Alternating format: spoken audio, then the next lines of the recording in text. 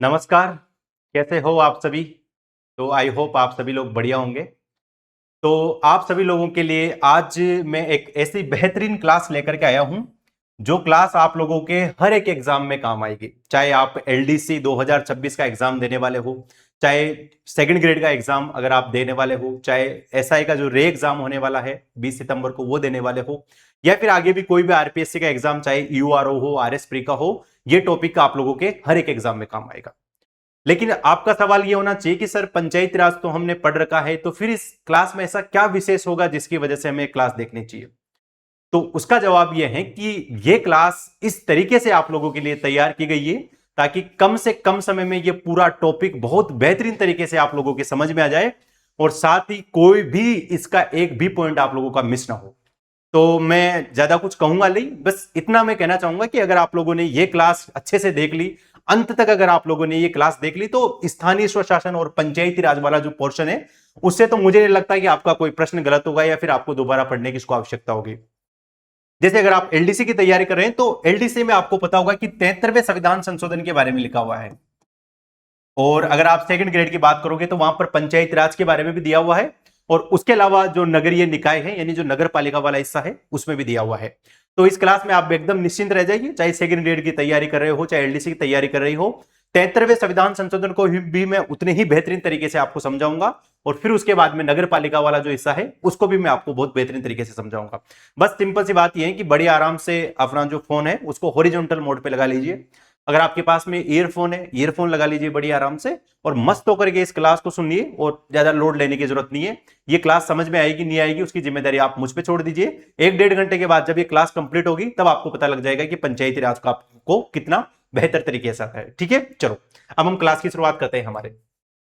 अब देखो, पहली बात है कि पंचायती राज के बारे में अगर मैं थोड़ा सा कंसेप्ट के बारे में बात करूं तो इतिहास के बारे में हम थोड़ा सा 2-3 बातें देख लेते हैं। हालांकि इससे प्रश्न थोड़े से कम पूछे जाते हैं, लेकिन अगर हम किसी भी टॉपिक की शुरुआत कर रहे हैं तो ये हमारे लिए भी जरूरी है कि उसका इतिहास और सारी चीजें हमें थोड़ी सी पता होनी चाहिए। अगर आप प्राचीन काल में देखोगे तो भारतीयों के लिए स्थानीय स्वशासन जो है वो कोई नई बात नहीं है। हमारे लिए ऐसा नहीं है कि अंग्रेज आए और अंग्रेजों ने ये सारा सिस्टम यहाँ पर स्टेब्लिश किया। काफी पुराने समय से हमारे यहाँ पर इस तरह की व्यवस्था चली आ रही थी। जैसे अगर आप वैदिक काल में देखोगे, जो पंचायत जैसी जो संरचना थी उसमें जो पंचायत का जो मुखिया होता था उसको कहते थे हम ग्रामणी, और इसका उल्लेख भी हमें अथर्ववेद में मिलता है। ठीक है, तो पंचायत जैसी जो संरचना थी उसका जो मुखिया था उसको क्या कहते थे, ग्रामणी, वैदिक काल में। फिर उसके बाद में अगर आप थोड़ा सा आगे बढ़ोगे बौद्ध काल में, तो बौद्ध काल में ग्राम योजक शब्द का प्रयोग किया जाता था पंचायत के मुखिया के लिए। अगर आप मौर्य काल में देखोगे तो इसके लिए ग्रामिक शब्द का प्रयोग किया जाता था। मुगल काल में देखोगे तो पंचायत के मुखिया के लिए जो शब्द था वो था मुकद्दम। और वर्तमान समय में पंचायत के मुखिया के लिए जो शब्द है वो कौन सा है, सरपंच। और ये सरपंच पद कहां पर प्रचलित है, राजस्थान में प्रचलित है। ठीक है, चलो तो ये इसके थोड़ी सी इतिहास के बारे में बात होगी। उससे पहले अगर अभी हाल फिलहाल में तो क्या काफी 2-3 सीजन आ चुके हैं, एक वेब सीरीज आई थी बहुत ही शानदार, और मैंने भी वो वेब सीरीज अच्छे से देखी हुई थी। तो उस वेब सीरीज में पूरे पंचायत के कंसेप्ट को बहुत अच्छे तरीके से समझाया गया था। अगर आपने वो वेब सीरीज नहीं देखी है तो एग्जाम के बाद में जब भी आपको टाइम मिलेगा तो एक पंचायत के नाम से वेब सीरीज है, तो उसको आप बहुत अच्छे से देखोगे तो जो शहरों के बच्चे हैं, हालांकि जो ग्रामीण क्षेत्र के बच्चे हैं वो तो बहुत अच्छे से समझ जाएंगे कि पंचायती राज व्यवस्था क्या होती है, किस किस तरह के इश्यूज उसके सामने आते हैं।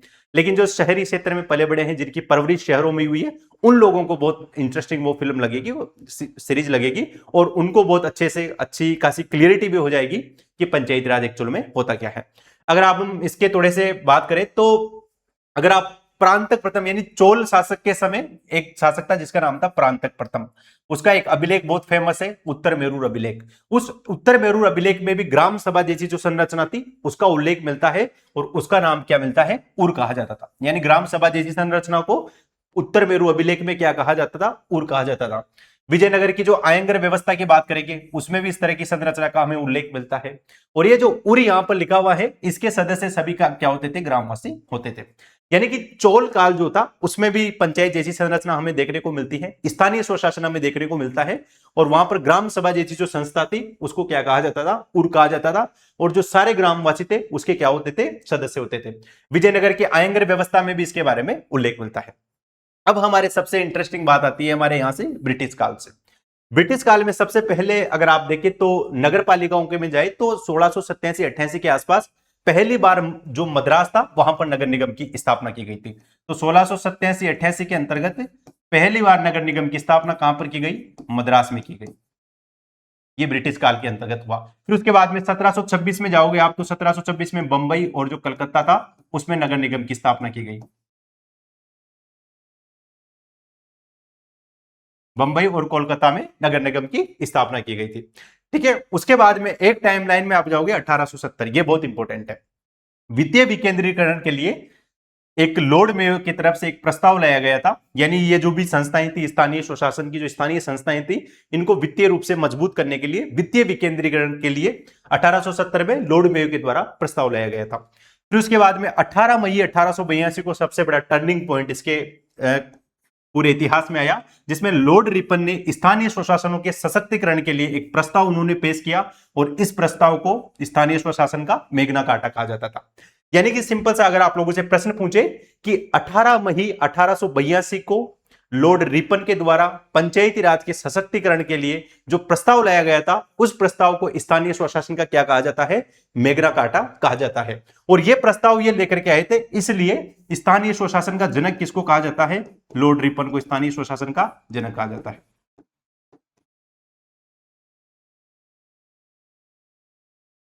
चलो ठीक है, ये बात हो गई हमारे लॉर्ड रिपन के समय। फिर आप थोड़ा सा और आगे आओ समय में, वो समय में आओ 1919 के अधिनियम में। तो भारत सरकार अधिनियम, भारत शासन अधिनियम 1919 जो था, उसमें स्थानीय स्वशासन को प्रांतीय विषय में रखा गया, यानी प्रांतीय विषयों में रखा गया। और भारत में पंचायती राज की अगर आप शुरुआत देखोगे तो भारत में पंचायती राज की शुरुआत भी हमें 1919 का जो भारत शासन अधिनियम था उससे देखने को मिलती है। तो यहां पर उसके तहत इसकी शुरुआत मानी जाती है। अगर आप भारतीय पूरी इसमें देखोगे इतिहास में, तो महात्मा गांधी जो थे वो पंचायती राज के बहुत बड़े समर्थक थे। उनका मानना था कि जब तक भारत के गांव विकसित नहीं होंगे तब तक भारत हमारा विकसित नहीं हो सकता।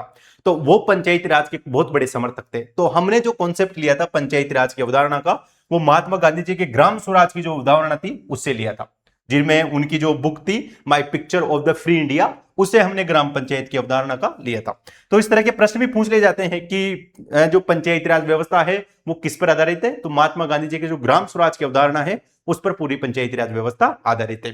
तो इतिहास में सिर्फ ये मोटा मोटी चीजें याद रखना, बस इतना याद रखना। 18 मई 1882 लॉर्ड रिपन स्थानीय स्वशासन के सशक्तिकरण के लिए प्रस्ताव, और इसी प्रस्ताव को क्या कहा जाता है? स्थानीय स्वशासन का मेग्ना कार्टा कहा जाता है। अगर आप लोगों ने ये सारी चीजें अच्छे से देख ली तो ये आपका इससे संबंधित इतिहास के बारे में बात हो गई। अब हम आते हैं हमारे भारतीय संविधान पर। भारतीय संविधान में इसकी क्या स्थिति है? देखो, भारतीय संविधान में पंचायती राज को जो है वो सीधे कोई भाग इसके संबंध में नहीं जोड़ा गया, इसको स्थान दिया गया हमारे संविधान के भाग 4 में। भाग 4 किससे संबंधित है? नीति निर्देशक तत्वों से संबंधित है, और उसके आर्टिकल 40 में लिखा गया है कि राज्य पंचायतों का गठन करेगा। अब देखो, डीपीएसपी जिनको पता है उनको तो मतलब पॉलिटी पढ़ रखी है, उनको पता है कि नीति निर्देशक तत्वों में अगर कोई भी बात शामिल है तो उसको राज्य लागू करने के लिए बाध्य नहीं है, वो राज्य की इच्छा पर निर्भर करता है। ना ही हम न्यायालय के माध्यम से उसको प्रवर्तित करवा सकते हैं, यानी नीति निर्देशक तत्वों में जो भी बातें लिखी हुई है, जो भी चीजें वहां पर मेंशन है, वो वादी योग्य भी नहीं है। तो ये राज्य की इच्छा पर निर्भर करता है कि वो पंचायती राज का गठन करे या फिर नहीं करे। ऐसा हमारे संविधान के जो निर्माता थे उन्होंने संविधान में भाग 4 में आर्टिकल 40 में ये राज्य से अपेक्षा की कि राज्य ग्राम पंचायतों का गठन करेगा। और स्थानीय स्वशासन अगर आप देखेंगे तो ये राज्य सूची का विषय है। स्थानीय स्वशासन किस सूची का विषय है? तो ये राज्य सूची का विषय है। और ये प्रश्न पटवार में भी आया था कि स्थानीय स्वशासन किसका विषय है? तो एक राज्य सूची का विषय है। अब देखो, नीति निर्देशक तत्वों की अनुपालना में हमारी सरकार प्रयास करती है। कैसे करती है? तो सबसे पहले 2 योजना चलाती है। एक तो 1952 में सामुदायिक विकास कार्यक्रम चलाया गया, और एक 1953 में राष्ट्रीय सह-विस्तार योजना चलाई गई। इन दोनों कार्यक्रम और योजना का उद्देश्य था कि लोगों की आपसी भागीदारी से गांव का क्या करना है? विकास करना है। लेकिन ये दोनों कार्यक्रम बहुत बुरी तरीके से फेल हुए। फेल क्यों हुए? क्योंकि इनमें प्रशासनिक हस्तक्षेप बहुत ज्यादा था, यानी प्रशासनिक अधिकारियों ने इतना हस्तक्षेप कर दिया कि ये दोनों प्रोग्राम क्या हो गए? फेल हो गए। और इन्हीं प्रोग्रामों की जांच के लिए 1957 में एक समिति का गठन किया गया, जिस समिति का नाम क्या था? बलवंत राय मेहता समिति।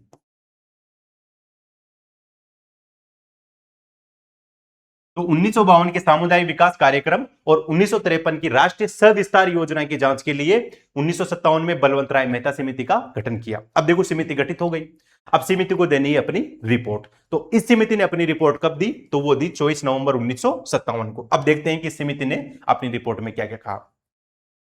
अब देखो ये समिति पहली बार ये कहती है कि जो भी हमारी पंचायतें हैं, यानी गठन तो 1957 में हुआ, इसने रिपोर्ट कब दी, 24 नवंबर 1957 को। और इसकी रिपोर्ट में इसने ये कहा कि जो सामुदायिक विकास कार्यक्रम राष्ट्रीय सविस्तार योजना चलाई गई थी वो बुरी तरीके से फेल हुई, क्योंकि प्रशासन का हस्तक्षेप काफी ज्यादा था।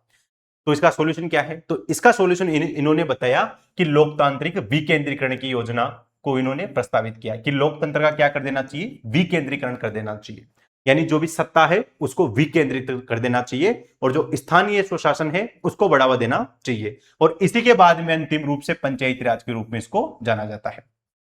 तो अगर आपसे पूछे कि भारत में लोकतांत्रिक विकेंद्रीकरण के जनक किसको कहा जाता है, तो वो कहा जाता है बलवंत राय मेहता को। तो लोकतांत्रिक विकेंद्रीकरण के जनक किसको कहा जाता है, बलवंत राय मेहता को। देखो एक कंफ्यूजन में हर क्लास में क्रिएट करता हूं, बलवंत सिंह मेहता अलग है, बलवंत राय मेहता अलग है। बलवंत राय मेहता का संबंध किससे है, पंचायती राज से है। बलवंत सिंह मेहता का संबंध किससे है, प्रजामंडलों से है। तो इतना सा याद रखना, थोड़ा सा मैं रिलेट करके बता रहा हूं कि इन्होंने पंचायतों के बारे में अपनी राय दी कि लोकतांत्रिक विकेंद्रीकरण किया जाना चाहिए। तो इन्होंने राय दी, तो राय से आप रिलेट कर सकते हो बलवंत राय मेहता के नाम से। अब इन्होंने क्या क्या सिफारिश की, पहली सिफारिश इन्होंने की कि त्रिस्तरीय पंचायती राज पद्धति को अपनाया जाना चाहिए, यानी 3 स्तरों पर पंचायती राज होनी चाहिए। सबसे जो निचला स्तर है, जो गांव का स्तर है, उस पर होनी चाहिए ग्राम पंचायत। जो ब्लॉक स्तर है उस पर होनी चाहिए पंचायत समिति, और जिला स्तर है उस पर क्या होनी चाहिए, जिला परिषद होनी चाहिए। जो जिला परिषद है वो सलाहकारी, समन्वयकारी और पर्यवेक्षण निकाय होना चाहिए, यानी उसका काम सलाह देने का हो, आपस में कोऑर्डिनेशन का हो और सुपरविजन का काम हो, यानी उसका पर्यवेक्षण का वो निकाय होना चाहिए। किसको कहा, जिला परिषद को। और ये जो पंचायत समिति है ये होनी चाहिए कार्यकारी निकाय, यानी कार्यकारी निकाय किसको माना इन्होंने, पंचायत समिति को के बारे में सलाह दी कि पंचायत समिति को कार्यकारी निकाय होना चाहिए। और गांव पंचायत स्तर पर हो गया। अब सवाल आता है कि इनके अध्यक्षों का चुनाव कैसे होना चाहिए। तो इसने कहा कि जो जिला परिषद है और जो पंचायत समिति है, इन दोनों के चुनाव तो होने चाहिए, अप्रत्यक्ष चुनाव होने चाहिए, अप्रत्यक्ष रूप से चुनाव होने चाहिए। और जो ग्राम पंचायत है इसका होना चाहिए प्रत्यक्ष निर्वाचन, यानी इसमें आम जनता सीधे क्या ले, भाग ले। तो ये सिफारिश किसने की, बलवंत राय मेहता ने की। पहले तो इन्होंने लोकतांत्रिक विकेंद्रीकरण की राय दी। दूसरा इन्होंने कहा कि पंचायती राज त्रिस्तरीय पद्धति होनी चाहिए। चौथी इन्होंने कहा कि जिला परिषद सलाहकारी, समन्वयकारी और पर्यवेक्षण जो निकाय है वो होना चाहिए, और पंचायत समिति होनी चाहिए कार्यकारी निकाय। गांव के स्तर पर जो ग्राम पंचायत है उसमें तो होना चाहिए प्रत्यक्ष निर्वाचन, और पंचायत समिति और जो जिला परिषद है उसके लिए होना चाहिए अप्रत्यक्ष निर्वाचन। तो ये सिफारिश इसने की, और 1958 में जो राष्ट्रीय विकास परिषद थी उसने ये सिफारिशें स्वीकार कर दी। बलवंत राय मेहता की सिफारिशें स्वीकार कर ली गई कुछ मामलों में 1958 में राष्ट्रीय विकास परिषद के द्वारा। अब देखो जो पूरी जो सिफारिशें हैं वो स्वीकार कर ली गई। अब समझ आता है हमारे राजस्थान में पंचायती राज की स्थापना का, उसके उद्घाटन का। अब देखो सबसे इंपॉर्टेंट बात यहां याद रखना, तो देश की पहली ग्राम पंचायत का उद्घाटन होता है बगदरी गांव में, और ये बगदरी गांव कहां पर है, नागौर में। यानी पंचायती राज की जो शुरुआत पूरे देश में जहां से होती है वो देश कौन सा था, बगदरी गांव, जो कहां पर है, नागौर में। यानी राजस्थान से पंचायती राज की शुरुआत होती है, वहां से उद्घाटन होता है। इसके उद्घाटनकर्ता कौन थे, तो भारत के पहले प्रधानमंत्री श्री जवाहरलाल नेहरू जिसके कहते उद्घाटनकर्ता थे। उद्घाटन की दिनांक क्या थी, कब किया उद्घाटन, 2 अक्टूबर 1959 को इन्होंने इसका उद्घाटन किया। जिस समय उद्घाटन किया उस समय राजस्थान के मुख्यमंत्री कौन थे, तो मोहनलाल सुखाड़िया उस समय राजस्थान के मुख्यमंत्री थे। और उस समय राजस्थान में पंचायती राज मंत्री कौन थे, तो उनका नाम था नाथूराम मिर्धा। यानी जब राजस्थान में पंचायती राज का उद्घाटन हुआ तो किस मुख्यमंत्री के कार्यकाल में उद्घाटन हुआ, वो मोहनलाल सुखाड़िया थे। और उस समय पंचायती राज मंत्री कौन थे, तो उन समय पंचायती राज मंत्री थे नाथूराम मिर्धा। ठीक है, ये बात याद रखनी है। तो आप इतना सा याद रख सकते हैं कि पहला राज्य तो कौन सा था, पंचायती राज की स्थापना करने वाला पहला राज्य था राजस्थान। लेकिन पंचायती राज का स्थापना करने वाला दूसरा राज्य कौन सा था भारत का, वो था आंध्र प्रदेश। आंध्र प्रदेश का जो सहादर नगर था वहां पर पंचायती राज का शुरुआत की गई। तो 2 अक्टूबर 1959 को राजस्थान में पंचायती राज की शुरुआत हुई, और 11 अक्टूबर 1959 को आंध्र प्रदेश के सहादर नगर में पंचायती राज की स्थापना हुई। तो पहला राज्य कौन सा था, राजस्थान। दूसरा राज्य कौन सा हो गया, आंध्र प्रदेश। अब देखो यहां पर कोई अधिनियम नहीं है, दूसरी बात, कोई संविधान में इसके संबंध में प्रावधान नहीं है, तो अलग अलग राज्यों ने अपने अपने हिसाब से वहां पर संरचनाएं बनाना शुरू कर दिया। जैसे अगर आप देखोगे तो पश्चिम बंगाल है, तो पश्चिम बंगाल ने 4 स्तरीय संरचना रखी, यानी जैसे राजस्थान में त्रिस्तरीय संरचना थी, गांव स्तर पर ग्राम पंचायत, ब्लॉक स्तर पर पंचायत समिति, जिला स्तर पर जिला परिषद। लेकिन पश्चिम बंगाल ने क्या रखी, 4 स्तरीय संरचना रखी। कर्नाटक ने कहा चलो हटाओ, आप 4 स्तरीय रखोगे, हम द्विस्तरीय रख लेते हैं, तो कर्नाटक ने द्विस्तरीय संरचना की वहां पर स्थापना की।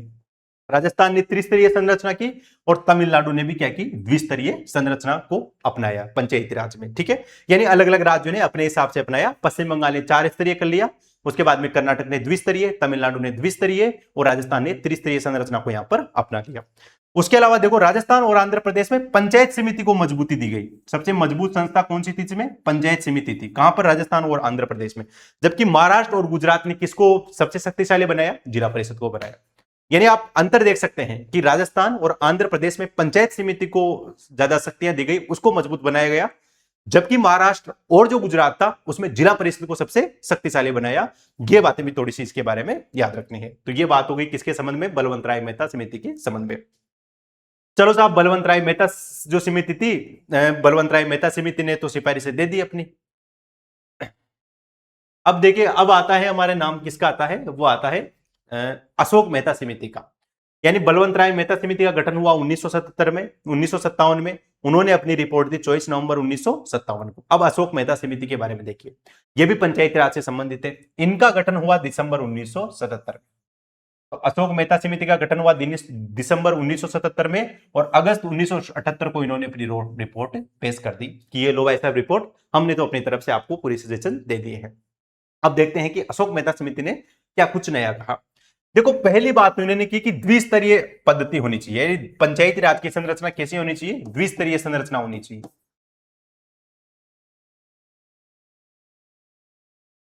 तो जैसे बलवंत राय मेहता जो थी उन्होंने त्रिस्तरीय संरचना के बारे में कहा, वैसे ही अशोक मेहता ने कहा द्विस्तरीय संरचना के बारे में।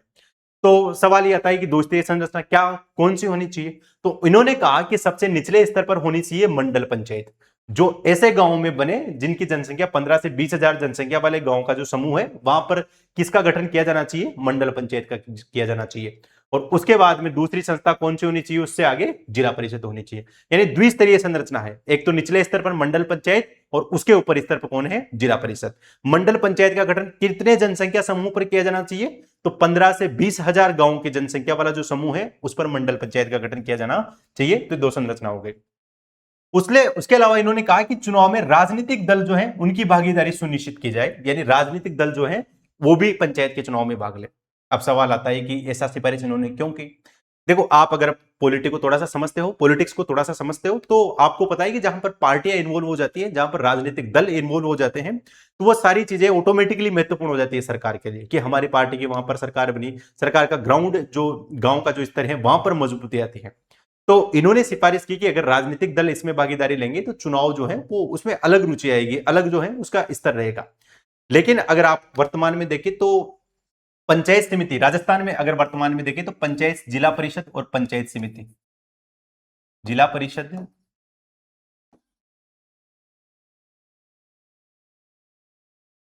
जिला परिषद और पंचायत समिति जो थी, इनके जो चुनाव है, इनमें जो चुनाव है इसमें तो राजनीतिक दल भाग लेते हैं, लेकिन ग्राम पंचायत के चुनाव राजनीतिक दल के आधार पर नहीं किए जाते, वहां पर सीधे आम जनता क्या करती है, वोट करती है। जबकि जिला परिषद और पंचायत समिति के चुनाव में राजनीतिक दल क्या देते हैं, भाग लेते हैं। दूसरा, इन्होंने कहा कि आर्थिक स्रोतों के लिए पंचायती राज संस्थाओं को टैक्सेशन की अनिवार्य शक्ति दी जानी चाहिए। यानी कि पंचायती राज संस्थाओं का आपने गठन कर दिया, लेकिन उसके पास में पैसा ही नहीं है, उनके पास में फंड ही नहीं है, उनके पास में वित्त ही नहीं है, तो उसका क्या मतलब है। तो इन्होंने कहा कि पंचायती राज संस्थाओं को अनिवार्य रूप से यह पावर दे कि वो टैक्स लगा सके, यानी करादान की उनको शक्ति दी जानी चाहिए।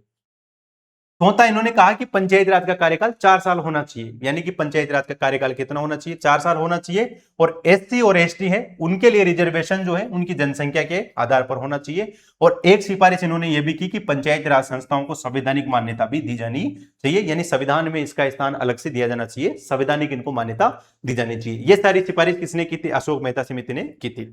अब देखो, इस समिति ने सिफारिश कर दी तो आप कहोगे कि फिर इस समिति की सिफारिश का कोई सेंस निकला, क्या हुआ।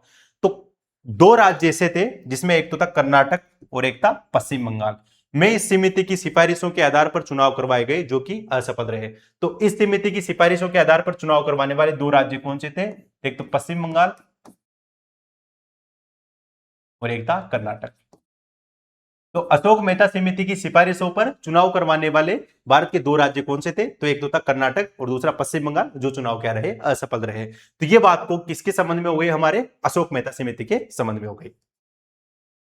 अब देखो दो समितियां हैं, एक तो है जी.वी. के राव समिति और एक है लक्ष्मीमल सिंघवी समिति। दोनों ही समितियां बहुत इंपॉर्टेंट है, थोड़ा सा ध्यान से देखना।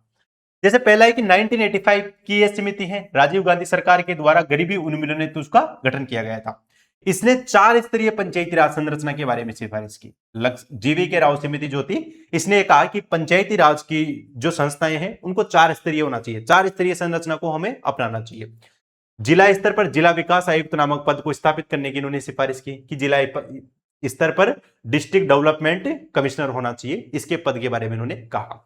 दूसरा इन्होंने कहा कि जिला परिषद को लोकतांत्रिक विकेंद्रीकरण में सर्वाधिक महत्वपूर्ण स्थान दिया जाना चाहिए, यानी सबसे महत्वपूर्ण स्तर कौन सा होना चाहिए? वो जिला परिषद का होना चाहिए।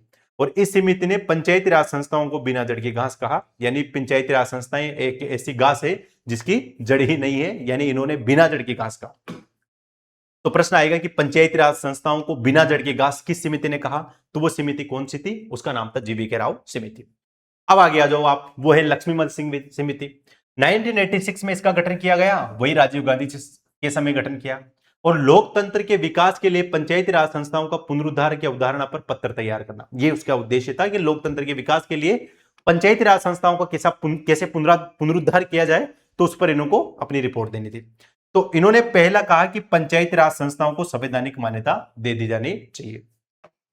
आप कहोगे कि सर आप बार बार संवैधानिक मान्यता पर जोर दे रहे हो, इससे होगा क्या? देखो संविधान में अगर इनको स्थान मिलता है, इनके लिए एक अलग भाग बनता है, अलग अनुसूची बनती है, तो पूरा सारा सिस्टम भी इनके संबंध में बनेगा। कब चुनाव होंगे, कब इसके संबंध में क्या होगा, कैसे सदस्य नियुक्त होंगे, कैसे शपथ लेंगे, कैसे हटेंगे, अगर चुनाव नहीं करवाए तो उसके संबंध में क्या प्रोसेस है, उसके बिहाफ पर हम कोर्ट भी जा सकते हैं। अभी आपको पता है सरकार और कोर्ट के बीच में पंचायती राज के चुनाव को लेकर के कितनी ज्यादा कॉन्फ्लिक्ट चल रहा है।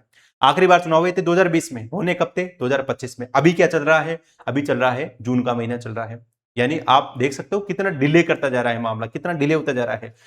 कोर्ट की तरफ से भी 2-3 बार अल्टीमेटम दे दिया गया सरकार को, लेकिन सरकार फिर भी पता नहीं क्या सोच रही। ठीक है, तो यहां पर पंचायती राज संस्थाओं को संवैधानिक रूप से मान्यता देना चाहिए और इसके लिए संविधान में एक नया अध्याय जोड़ा जाना चाहिए। ये सिफारिश की थी लक्ष्मीमल सिंघवी समिति ने। दूसरी बात इन्होंने कहा है कि नियमित और निष्पक्ष चुनाव हो, और इसका भी संवैधानिक उपबंध कर देना चाहिए कि चुनाव भी नियमित होने चाहिए और निष्पक्ष रूप से होने चाहिए। दूसरी बात, चुनाव के में अगर कोई भी विवाद होता है तो उसके लिए न्यायिक अधिकरणों की स्थापना की जानी चाहिए, यानी चुनाव में अगर कोई विवाद होता है पंचायती राज के में तो ट्रिब्यूनल स्थापित कर देना चाहिए। ग्राम सभा का गठन किया जाना चाहिए, ये इन्होंने कहा। और गांवों के समूह के लिए न्याय पंचायतों की स्थापना पर भी इन्होंने जोर दिया। समिति कौन सी थी? लक्ष्मीमल सिंघवी समिति, इन्होंने इसके संबंध में जोर दिया। अब देखो थुंगन समिति आ जाओ आप, 1988। थुंगन समिति ने कहा कि एक तो इनको संवैधानिक मान्यता दो और त्रिस्तरीय पद्धति पर दो। दूसरी बात, हर राज्य में राज्य वित्त आयोग का गठन करने की बात की गई। ये थुंगन समिति ने कहा कि हर राज्य में एक वित्त आयोग का गठन किया जाना चाहिए। दूसरा है कि जिला परिषद को पंचायती राज व्यवस्था की दूरी होना चाहिए जिसके आसपास सारा केंद्र हो, यानी मेन जो स्तर है वो भी इसकी समिति ने किसके बारे में कहा? वो कहा जिला स्तर के बारे में। जिला परिषद का मुख्य कार्यकारी अधिकारी पदाधिकारी जिले का जिला कलेक्टर होगा। ये सिफारिश किसने की थी? थुंगन समिति ने। कब की है? 1988 के। फिर इसके बाद में एक समिति और आई, गाडगिल समिति। आप कहोगे कि इतनी सारी समितियां क्या हो गई? देखो ये सारी प्रोसेस चल रही है, अभी अलग अलग सरकारें आई, उन्होंने अपने अपने हिसाब से समितियां बनाई, तो गाडगिल समिति आ गई। इन्होंने कहा कि वर्तमान की त्रिस्तरीय व्यवस्था का आधार जो है वो गाडगिल समिति है और संवैधानिक दर्जा इनको दिया जाए। यानी वर्तमान में अगर आप देखें त्रिस्तरीय जो संरचना चल रही है तो उसका आधार कौन सी समिति है? तो उसका आधार गाडगिल समिति को माना जाता है। उसके अलावा एक नाथूराम मिर्जा समिति, ये 1991 की समिति है और नाथूराम मिर्जा समिति की सिफारिश पर ही 22 दिसंबर 1992 को लोकसभा में 73वां संविधान संशोधन 1992 पारित हुआ। ये बात थोड़ा सा ध्यान रखना, ठीक है। तो किस समिति की सिफारिश पर 22 दिसंबर 1992 को लोकसभा में 73वां संविधान संशोधन पारित हुआ? वो समिति थी नाथूराम मिर्जा समिति। दो बातें एक साथ आपको मैं याद करवा देता हूं। देखो त्रिस्तरीय किसने कहा? पहले बात याद रखना, त्रिस्तरीय तो एक सबसे बड़ी समिति थी बलवंत राय मेहता समिति, बस ये याद रखो भी, है ना। उसके बाद में दूसरा है द्विस्तरीय, किसने कहा? अशोक मेहता। उसके बाद में तीसरा है कि चतुर्थ स्तरीय किसने का, 4 स्तरीय किसने का, वो है GV के राव। ये लो, बस ये आपको याद रखना, द्विस्तरीय अशोक मेहता ने, 4 स्तरीय GV के राव ने, बाकी सबने क्या कहा, त्रिस्तरीय संरचना के बारे में बाकी सब एग्री हो गए। नाथूराम मिर्जा जो था, उस समिति की सिफारिश पर लोकसभा में इसके संबंध में बिल लाया गया। अब आती है हमारे राजस्थान सरकार के द्वारा गठित समितियां। अब देखो ये जो समितियां हमने पढ़ी, ये तो गठित की थी केंद्र सरकार के द्वारा। अब राजस्थान वाले भी तो कुछ करेंगे ना अपने यहां पर। तो राजस्थान सरकार ने कौन कौन सी गठित की, एक तो की इन्होंने हरिश्चंद्र माथुर समिति, जो कि 1963 में गठित की गई थी। सादिक अली समिति, जो 1964 में गठित की। और इस सादिक अली समिति ने कहा कि प्रधान व जिला प्रमुख के निर्वाचन में ग्राम पंचायतों के अध्यक्ष व सदस्य क्या होने चाहिए, शामिल होने चाहिए। यानी ये जो सादिक अली समिति थी 1964 में जिसका गठन किया गया था, इसने कहा कि जो प्रधान है और एक जिला प्रमुख है, इनके जो चुनाव है, इसमें एक तो ग्राम पंचायत के अध्यक्ष यानी कि सरपंच, और उसके अलावा जो वार्ड पंच यानी ग्राम पंचायत के जो सदस्य हैं, वो क्या लेने चाहिए, इसमें भाग लेने चाहिए, वो इनका चुनाव करना चाहिए। सादिक अली साहब ने ये कह दिया। गिरधारी लाल व्यास समिति 1973 की थी। इसने कहा कि ग्राम सेवक का पद स्थापित करना चाहिए और उसकी प्रशिक्षण के संबंध में व्यवस्था करनी चाहिए। यानी वहां पर एक ग्राम सेवक का जो पद है वो हो, और उसके बाद में उसकी प्रॉपर क्या हो, ट्रेनिंग हो। और वित्तीय स्थिति में क्या होना चाहिए, सुधार के बारे में किसने सिफारिश की, गिरधारी लाल व्यास समिति ने सिफारिश की। हरलाल सिंह करा समिति, ये 1990 की समिति है। इन्होंने जिला विकास प्राधिकरण का विलय जिला परिषद में करने की सिफारिश की। यानी जो डिस्ट्रिक्ट डेवलपमेंट अथॉरिटीज होती हैं, उनका विलय किसमें होना चाहिए, जिला परिषद में किया जाना चाहिए। अरुण कुमार समिति, ये 1996 की समिति है। और शिवचरण माथुर समिति, ये 2000 की समिति है। तो इन सारी समितियों का संबंध राजस्थान सरकार के द्वारा गठित की गई समितियां हैं। और दूसरी बात कि इनका संबंध किससे है, पंचायती राज से। अब चाहे आपको समितियों का नाम पूछे या फिर समितियों का नाम देकर के कालक्रम पूछे, आप लोग बहुत आराम से उनको जमा सकते हो कि कौन सी समिति जो थी वो कब बनी। ग्राम सेवक का पद किस समिति की सिफारिश पर आया, गिरधारी लाल व्यास समिति की सिफारिश पर, जो कि 1973 में यहां पर बनी थी। उसके अलावा एक VS व्यास समिति थी 2010 की। इस VS व्यास समिति ने सिफारिश की कि पंचायतों को, इसकी सिफारिश पर पंचायतों को 5 विषय और दिए गए। अभी हम उसके बारे में थोड़ा सा और बात कर लेंगे। ये बात इसके संबंध में थोड़ा सा ध्यान रखना। ये बात होगी राजस्थान सरकार के द्वारा गठित की गई समितियों की, ठीक है। अब आते हैं हम अगला प्रश्न। अब देखो के संतानम समिति 1963 में इसके वित्त के संबंध में, और 1965 में इसने चुनाव के संबंध में सुझाव दिया। गुलाब चंद कटारिया समिति, इसका संबंध भी पंचायती राज से 2009 में, और इन्होंने कहा कि पंचायती राज को पूरे 29 के 29 विषय क्या कर देने चाहिए, सौंप दिए जाने चाहिए। तो अब आप कहोगे कि सर 29 विषय ये समझ में नहीं आया, आगे इसके संबंध में पूरी सारी चीजें अच्छे से समझ में आ जाएगी। तो ये तो इसका छोटा सा फॉर्म है, शॉर्ट फॉर्म है, इसको थोड़ा सा याद रखना। ये बूरिया समिति अभी आएगी आपके सामने। इस बूरिया समिति की जो गठन है 1996 में नहीं हुआ था, इसका गठन पहले हुआ था। तो इस समिति की सिफारिश पर पैसा अधिनियम आया था। अब पैसा अधिनियम क्या है वो भी आगे आ जाएगा। और सादिक अली समिति का संबंध इससे है। ये मैंने थोड़ा सा आपको ब्रीफ कर दिया एक साथ में, ताकि एक ही स्लाइड में आप लोगों को सारी चीजें अच्छे से याद हो जाए। अब देखो कुछ महत्वपूर्ण तथ्य कैसे हैं। भारत में स्थानीय स्वशासन का जनक किसको कहा जाता है, लॉर्ड रिपन को कहा जाता है। अब आपके दिमाग में आ जाना चाहिए 100%, क्यों कहा जाता है भाई बताओ। तो आप कहो कि सर इसलिए कहा जाता है क्योंकि 18 मई 1882 को स्थानीय स्वशासन के सशक्तिकरण के लिए लॉर्ड रिपन एक प्रस्ताव लेकर के आए थे, और उस प्रस्ताव को ही क्यों क्या कहा जाता है, मैग्ना कार्टा कहा जाता है स्थानीय स्वशासन का। और स्थानीय स्वशासन का जनक भी किसको कहा जाता है, लॉर्ड रिपन को कहा जाता है। यह जवाब होना चाहिए आपका, डेट तक पता होनी चाहिए 18 मई 1882, ठीक है। तो पहली बात, स्थानीय स्वशासन का जनक कौन है, लॉर्ड रिपन है। लोकतांत्रिक विकेंद्रीकरण का जनक कौन है, तो वह है बलवंत राय मेहता। पंचायती राज का जनक किसको मानते हैं हम, बलवंत राय मेहता को मानते हैं। आधुनिक पंचायती राज का जनक कौन मानते हैं, राजीव गांधी को मानते हैं। पंचायती राज का स्वर्ण काल किसके समय रहा, तो राजीव गांधी के समय रहा। और पतन काल किसके समय रहा, इंदिरा गांधी के समय रहा। और संकट काल कब रहा, तो 1960 से 1970 का दौर पंचायतों के लिए संकट वाला दौर रहा। तो स्वर्ण काल तो राजीव गांधी के समय, और पतन काल किसके समय, इंदिरा गांधी के समय। और संकट काल कब है, 1960 से लेकर के 1970 तक इसके संबंध में रहा। देखो राजीव गांधी को आप कहोगे राजीव गांधी ने ऐसा क्या किया। देखो एक तो लक्ष्मीमल सिंघवी समिति का गठन उनके समय किया गया था। तो उस समिति के गठन के बाद में 2 संविधान संशोधन विधेयक है, एक 64वां संविधान संशोधन विधेयक और एक था 65वां संविधान संशोधन विधेयक। लेकिन ये दोनों विधेयक किसी भी वजह से किसी कारण पारित नहीं हो पाए।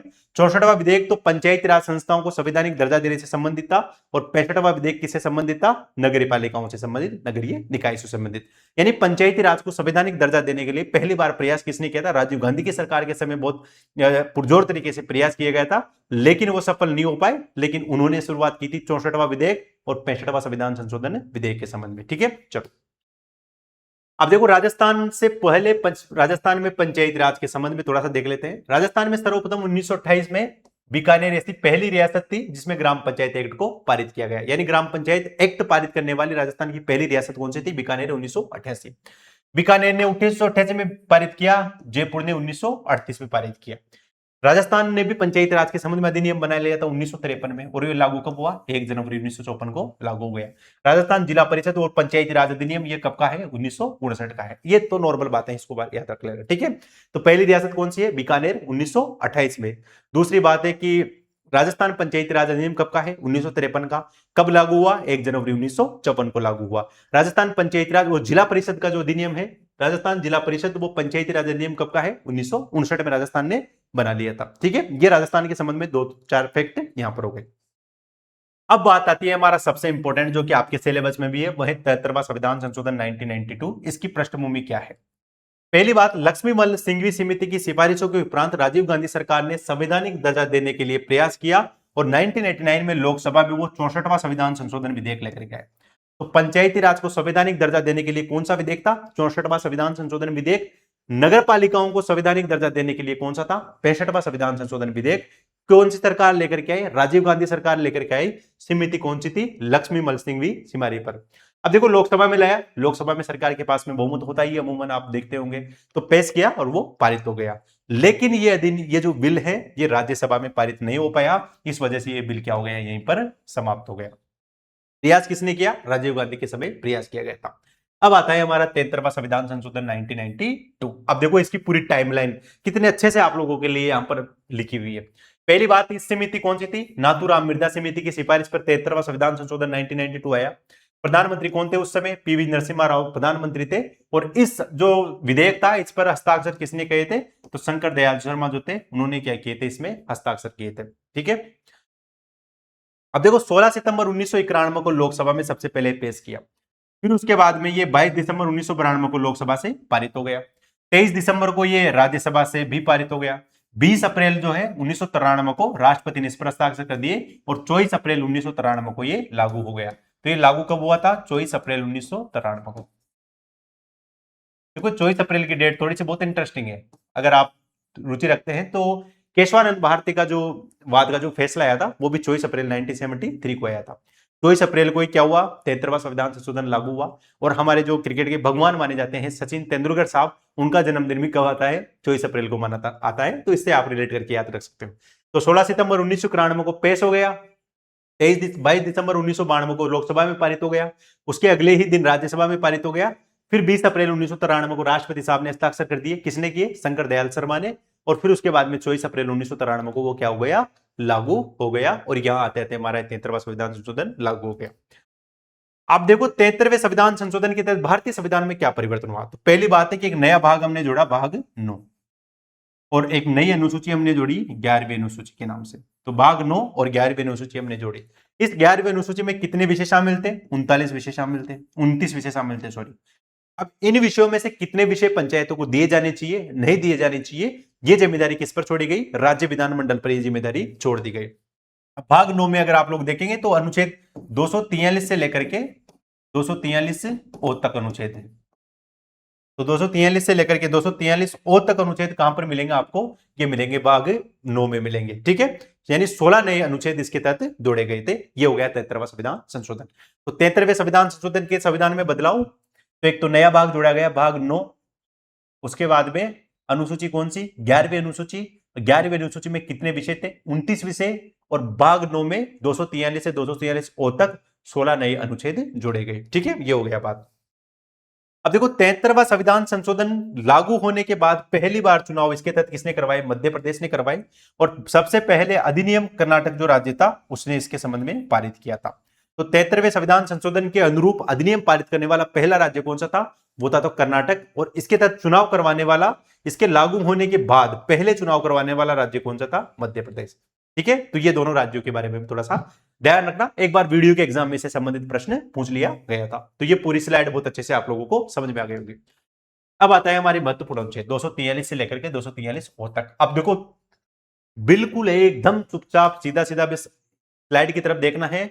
2-5 मिनट आपको लगेंगे, पूरे के पूरे अनुच्छेद में आपको कंप्लीट याद करवा दूंगा, कुछ भी जरूरत आप लोगों को नहीं पड़ेगी, बस थोड़ा सा फोकस आप लोगों रखो इस पे। ठीक है, अब जैसे पहले शुरुआत होती है 243 से। अब देखो किसी भी अधिनियम को अगर आप लोग देखोगे तो उसकी शुरुआत परिभाषा से होती है। आपको पता है स्टार्टिंग संक्षिप्त नाम और विस्तार, उसके बाद में परिभाषा। तो 243 में क्या है? परिभाषाएं हैं, अलग अलग शब्दों की क्या क्या परिभाषा होगी।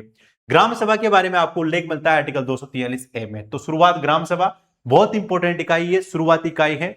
तो इसका मतलब 243A में किसका उल्लेख मिलेगा? ग्राम सभा का उल्लेख मिलेगा।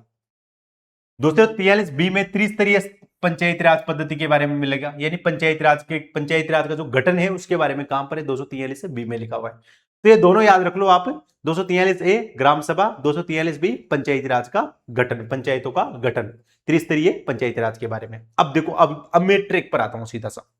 सी से क्या होगा? यहां पर सी से आप रिलेट करो संरचना, सी फॉर संरचना, यानी पंचायती राज की संरचना कहां पर है? सी में है। उसके अलावा 243D में है आरक्षण। अब आप कहोगे कि सर इसको कैसे याद रखें?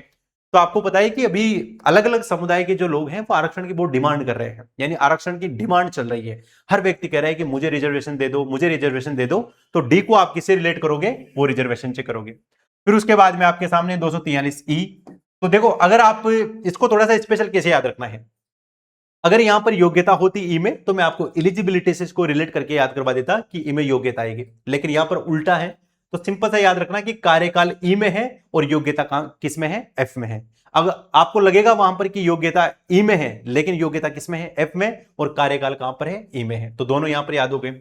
उसके बाद में आपके आर्टिकल है आर्टिकल 243G। अब देखो जी को कैसे याद रखोगे? जी को याद रखोगे कि कोई भी व्यक्ति हो सकता है जिसके पास में अगर पावर होती है, अगर उसके पास में शक्ति होती है, तो सब लोग उसको बहुत सम्मान के भाव से बोलते हैं, जी लगा करके बोलते हैं।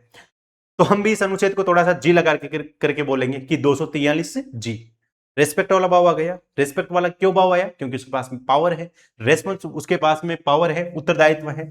तो शक्तियां, उत्तरदायित्व, प्राधिकार ये कहां पर मिलेंगे? 243G में मिलेंगे। अब आ गए भाई साहब करारोपण की शक्ति पंचायतों को। अब आप कहोगे इसको कैसे याद रखें? तो देखो 243H में करारोपण की शक्तियां हैं। H से आप याद रखो हर व्यक्ति, हर व्यक्ति पर क्या लगेगा? टैक्स लगेगा। हर व्यक्ति पर क्या लगेगा? टैक्स लगेगा। एक तो ये तरीका हो गया। H पर नहीं तो याद रखो आप हैंड, हैंड को क्या बोलते हैं? हाथ भी बोलते हैं, और हाथ को क्या बोलते हैं? कर भी बोलते हैं। तो H से किसके रिलेट कर सकते हो? हर व्यक्ति पर टैक्स लगेगा, या फिर H पर हैंड, और हैंड को एक दूसरा नाम क्या है? कर। तो पंचायतों की करारोपण की शक्ति 243H में है। इनकम, देखो आय का मतलब रिलेट करोगे आप इनकम से, इनकम का मतलब समझ में आ जाएगा वित्त से। तो इनकम 243 आए राज्य वित्त आयोग। ऐसा ही नगर पालिका में अगर आप देखोगे तो वहां पर है वाई, वाई में क्या है? राज्य वित्त आयोग, जो किसके लिए काम करेगा? नगरीय संस्थाओं के लिए। तो आई, वाई और फाई, फाई का मतलब क्या हो गया? फाइनेंस। ठीक है, तो इनकम से रिलेट करोगे आप राज्य वित्त आयोग से। उसके बाद में यहां पर लिखा हुआ है जे। अब आप कहोगे जे का मतलब क्या है? तो जे का सिंपल सा आप मतलब ये रखो कि जोड़ तोड़, कि मुझे क्या करना है? जोड़ तोड़ करना है कि कितने पैसे में मेरे पास में आए, कौन सी जगह पर मैंने खर्च कर दिए। ऐसा ना हो कि मैंने खराब खर्च कर दिए, किसी गलत जगह पर खर्च कर दिए। तो खर्चों का जो जोड़ तोड़ है, यानी लेखा परीक्षण है, लेखा खातों का रख रखाव है, वो सारे किस में आएंगे? जे में आएंगे। अब आएगी निर्वाचन आयोग 243 के, सबसे इंपॉर्टेंट है। अब सवाल आता है कि पंचायतों के चुनाव कौन करवाएगा? क्योंकि जो भारतीय निर्वाचन आयोग है वो तो बिजी रहता है, उसके पास तो और भी बहुत सारे काम है। तो इन पंचायतों के चुनाव कौन करवाएगा? तो के यानी कौन करवाएगा। के का मतलब चुनाव कौन करवाएगा, चुनाव कौन करवाएगा। के का मतलब आप रिलेट करोगे राज्य निर्वाचन आयोग से। 243L, एल का मतलब है संघ राज्य क्षेत्रों में लागू होना, यानी ये जो कानून है, ये जो संघ राज्य क्षेत्र है, यूनियन टेरिटरी, उन पर लागू होंगे। अब इसको कैसे याद रखोगे? देखो एल को याद रखोगे आप लेफ्टिनेंट गवर्नर से, यानी कि उपराज्यपाल। और उपराज्यपाल कहां होता है? संघ शासित प्रदेशों में होता है, ऐसा तो है नहीं कि राज्यों में होता है। तो एल का मतलब लेफ्टिनेंट गवर्नर, और लेफ्टिनेंट गवर्नर का मतलब संघ शासित प्रदेश, यानी कि ये कानून संघ राज्य क्षेत्रों में लागू होगा। 243L में लिखा हुआ है। 243M में लिखा हुआ है कुछ क्षेत्रों में लागू नहीं होना, कि मेरे पे लागू मत करो आप, मुझे इससे कोई मतलब नहीं है, हम तो लागू नहीं करेंगे, मैं तो लागू नहीं करूंगा। तो एम है, इसका मतलब है कि कुछ क्षेत्र ऐसे हैं जहां पर ये कानून लागू नहीं होगा। उस पर कौन सा कानून लागू होगा वो अभी हम आगे बात करेंगे पेश अधिनियम के बारे में, ठीक है। 243 एम, यानी मेरे को कुछ भी मत बोलो आप, मैं तो कुछ भी इसके संबंध में सोचना नहीं चाहता, तो एम से रिलेट करोगे आप, ये लागू नहीं करेंगे। एन लिखा हुआ है मौजूदा कानूनों और पंचायतों का जारी रहना। अब देखो इसमें एन का मतलब है कि नए कानून, यहां पर याद रखो एन का मतलब नए कानून। नए कानून कैसे? तो 243 एन में यह प्रावधान किया है कि प्रत्येक राज्य इस संविधान संशोधन 73वें संविधान संशोधन के अनुरूप अपने यहां पर कानून का निर्माण करेगा 1 वर्ष के भीतर भीतर। जब तक कानून का निर्माण नहीं हो जाता तब तक उनके पूर्व के जो कानून हैं वो क्या रहेंगे, वैलिड रहेंगे, यानी वैध रहेंगे। यानी नए कानूनों के बारे में बात कर रहा है और मौजूदा कानून भी वैलिड रहेंगे।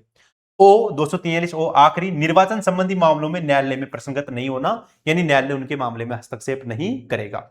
तो इसमें कैसे याद रखेंगे? 243 ओ, ओ का मतलब है कि ओ उ न्यायालय नहीं करेगा, न तो न्यायालय ओ करेगा न न्यायालय उ करेगा, ओ उ कुछ भी नहीं करेगा न्यायालय, न्यायालय को इसमें कोई मतलब नहीं है, न्यायालय में ये मामला जाएगा ही नहीं। तो थोड़ा सा मुझे भी अजीब सा लग रहा है, बट एक बात मैं आपको क्लियर कह सकता हूं अपने पर्सनल एक्सपीरियंस से, कि जब मैंने इस तरीके से इस चीज को पढ़ा, इनको याद किया, तो ये 16 अनुच्छेद मुझे बहुत आसानी से याद हो गए। अभी आप मुझे सीधा पूछोगे ना, मैं आपको कहूंगा 203 डी में क्या है, आप लोग बता देंगे डिमांड, आरक्षण दे दो, डी, डी का मतलब डिमांड।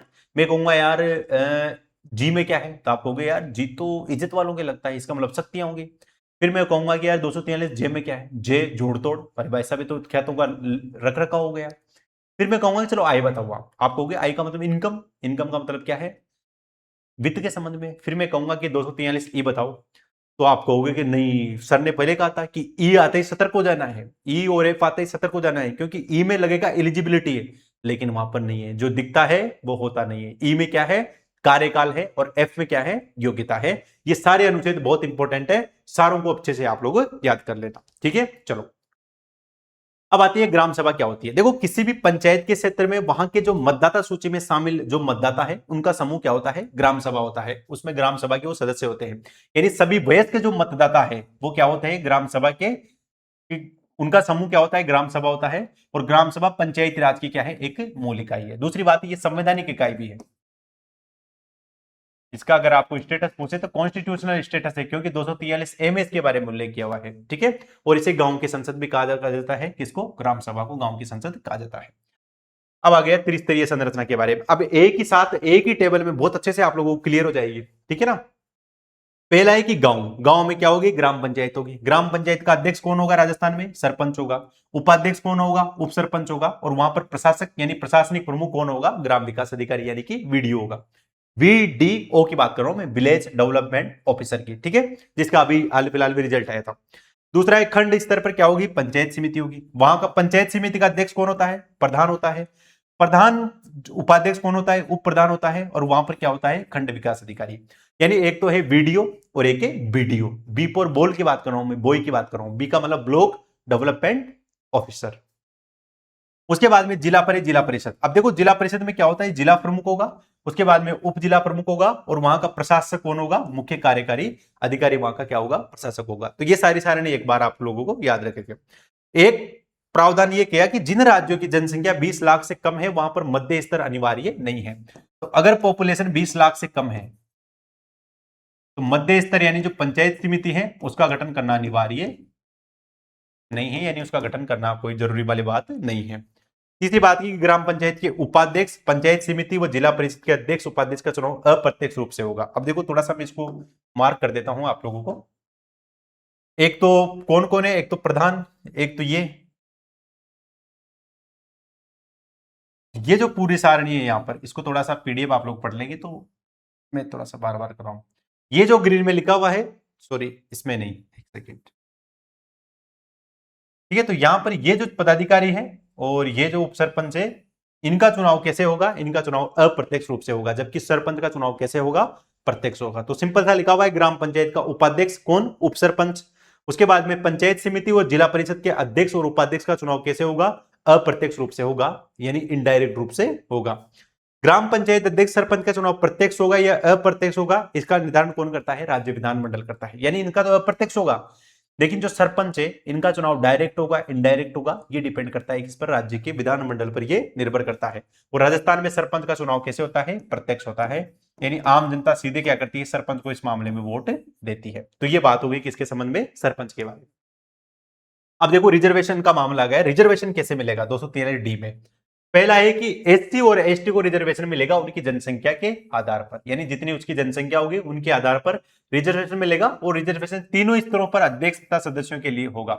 उपाध्यक्ष के लिए कोई रिजर्वेशन नहीं है, जो अध्यक्ष और सदस्य हैं उनके लिए क्या होगा, रिजर्वेशन होगा।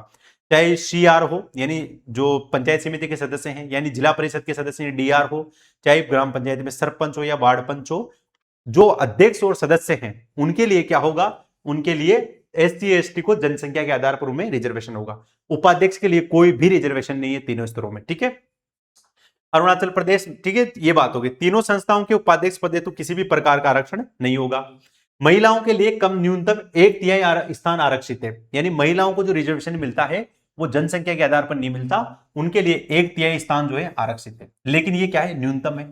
राज्य चाहे तो इसको क्या कर सकता है, बढ़ा सकता है। और वर्तमान में 50% रिजर्वेशन किसको है, महिलाओं को है राजस्थान में। लेकिन राजस्थान में महिलाओं को 50% आरक्षण देने वाला पहला राज्य कौन सा था, तो पहला राज्य था मध्य प्रदेश। और वर्तमान में राजस्थान में भी 50% रिजर्वेशन किसको है, महिलाओं को है।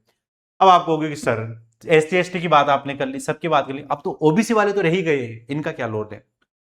देखो ओबीसी के आरक्षण को मिलेगा नहीं मिलेगा, ओबीसी के आरक्षण की जिम्मेदारी दे दी गई राज्य विधानमंडल पर, यानी ये राज्य विधानमंडल पर निर्भर करता है कि वो आरक्षण को देगा या देगा।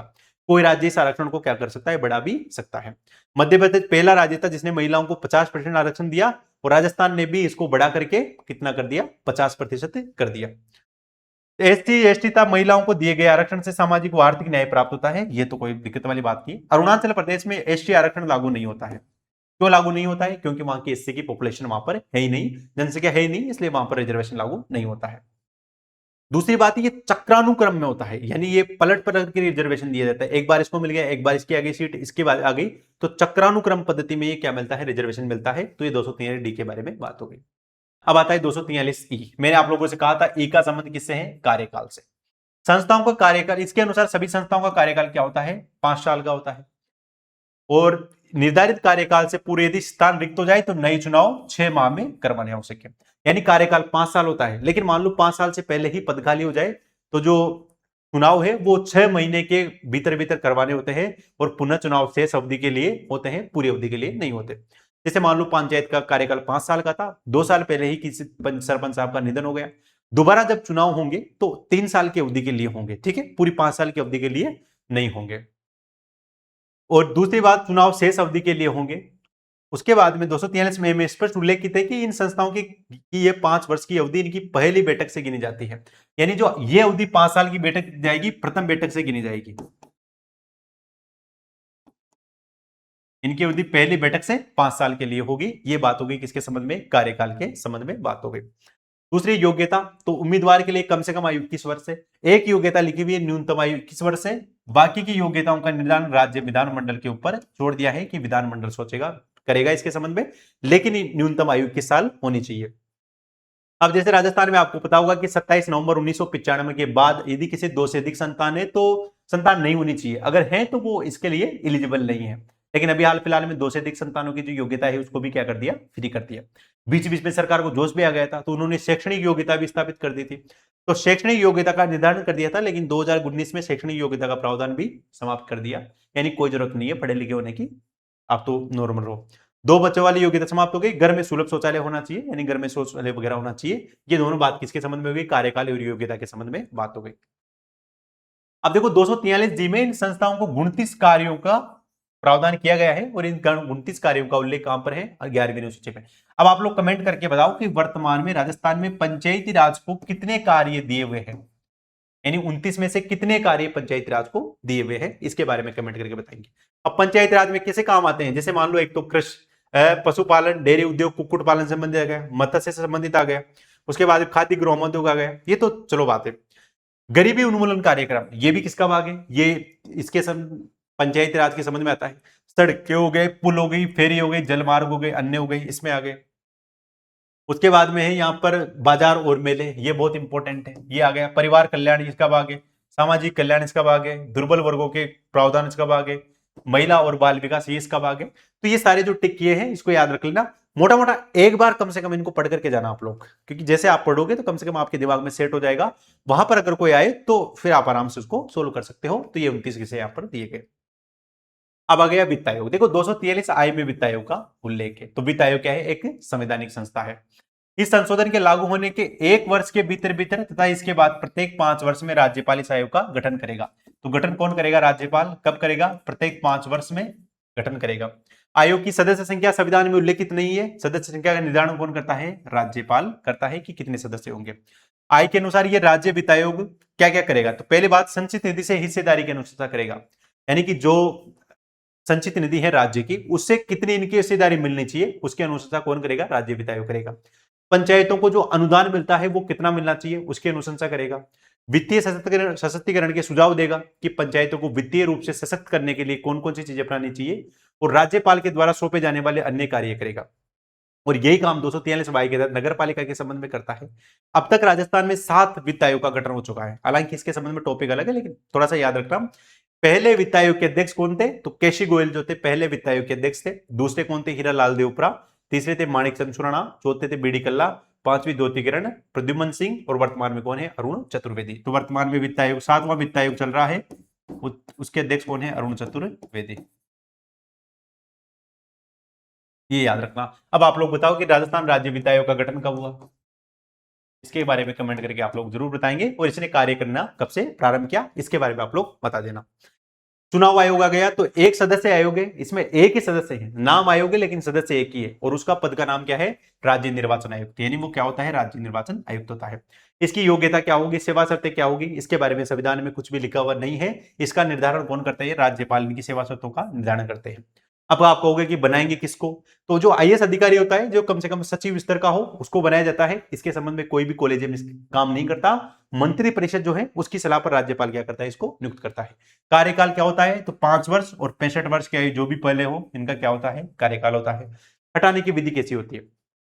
तो राज्य निर्वाचन आयुक्त को उसी विधि से हटाया जाएगा जिस विधि से उच्च न्यायालय के न्यायाधीश को हटाया जाता है। यानी हाई कोर्ट के जो न्यायाधीश है उनको जिस विधि से हटाते हैं उसी विधि से राज्य निर्वाचन आयुक्त को हटाया जाएगा। यानी हटाता कौन है? राष्ट्रपति हटाएगा। संसद द्वारा पारित प्रस्ताव है। संसद जो प्रस्ताव पारित करती है उसके आधार पर राष्ट्रपति अपने आदेश से इनको हटाता है। ठीक है, चलो। कार्य काम क्या करते हैं? पहला है कि चुनाव करवाते हैं। किसके चुनाव करवाते हैं? जो स्थानीय निकाय हैं उनके चुनाव करवाते हैं। देखो, नाम राज्य निर्वाचन आयोग है लेकिन राज्य विधानसभा का चुनाव ये नहीं करवाता है। राज्य विधानसभा के चुनाव कौन करवाते हैं? भारतीय निर्वाचन आयोग करवाता है। इनकी स्थापना केवल और केवल स्थानीय निकाय जो है इनके चुनाव करवाने के लिए की गई थी। तो चुनाव करवाना, अब मतदाता सूचियां हैं उसको तैयार करना। राज्य जो पाल है जो है वो आवश्यक प्रशासनिक तंत्र इनको उपलब्ध करवाएगा। और ये 243 के हैं, ये पंचायत के संबंध में चुनाव करवाता है। और एक आर्टिकल है 243 जेड ए, वो राज्य निर्वाचन आयोग किसका काम करवाता है? नगर पालिकाओं के चुनाव को करवाता है। तो ये दोनों बातें इसके संबंध में बहुत अच्छे से ध्यान रखना है। इसमें कोई ऐसा कोई बात है नहीं, आप लोग बहुत अच्छे से समझ सकते हैं। अब देखो लेखा परीक्षण कैसे होगा? तो पंचायती राज संस्थाओं का लेखांकन और लेखा परीक्षण कैसा होगा? तो इस प्रकार का निर्धारण राज्य विधानमंडल करेगा। यानी विधानमंडल को पावर है कि इसका लेखांकन लेखा परीक्षण कैसे होना चाहिए, उसके संबंध में प्रावधान कौन करेगा? विधानमंडल करेगा। ये बात हो गई जे के बारे में। अब देखो, कुछ ऐसे आर्टिकल है, कुछ ऐसे राज्य है जिनमें ये नहीं लागू होता है। जैसे नागालैंड है, वहां पर लागू नहीं होगा। उसके बाद मेघालय है, वहां पर लागू नहीं होगा। और मिजोरम है, वहां पर 73वां संविधान संशोधन लागू नहीं होता है। उसके अलावा मणिपुर का स्वायत्त शासी क्षेत्र, देखो पूरे राज्य की बात नहीं कर रहा, ये बात कर रहा है मणिपुर का स्वायत्त शासी क्षेत्र है।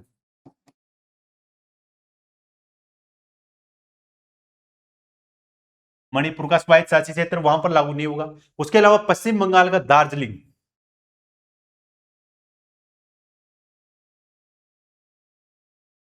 पश्चिम बंगाल, यहां पर भी ये लागू नहीं होगा। और दार्जिलिंग में जिला परिषद वाला प्रावधान लागू नहीं होता है। यानी दार्जिलिंग जो है पश्चिम बंगाल का, वहां पर यह संशोधन लागू नहीं होगा क्योंकि दार्जिलिंग में जिला परिषद वाला प्रावधान लागू नहीं होता है। अब आप कहोगे कि ये राज्य आपने बता दिए, तो यहां पर ये लागू नहीं होगा तो होगा क्या फिर? तो उसके लिए जो जनजातीय क्षेत्र है वहां पर स्थानीय स्वशासन को कैसे बढ़ावा दिया जाए, कैसे उनको लागू किया जाए, इसके लिए 1994 में एक समिति का गठन किया गया। उस समिति का नाम था दिलीप सिंह बुरिया समिति।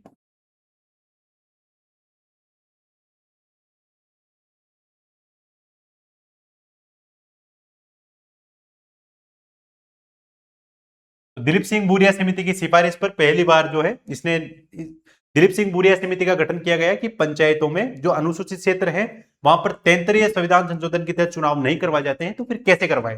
तो इसके लिए दिलीप सिंह बुरिया समिति का गठन किया। इस समिति ने सिफारिश की कि यहां पर एक नया एक्ट आना चाहिए, पैसा एक्ट बनाया जाना चाहिए।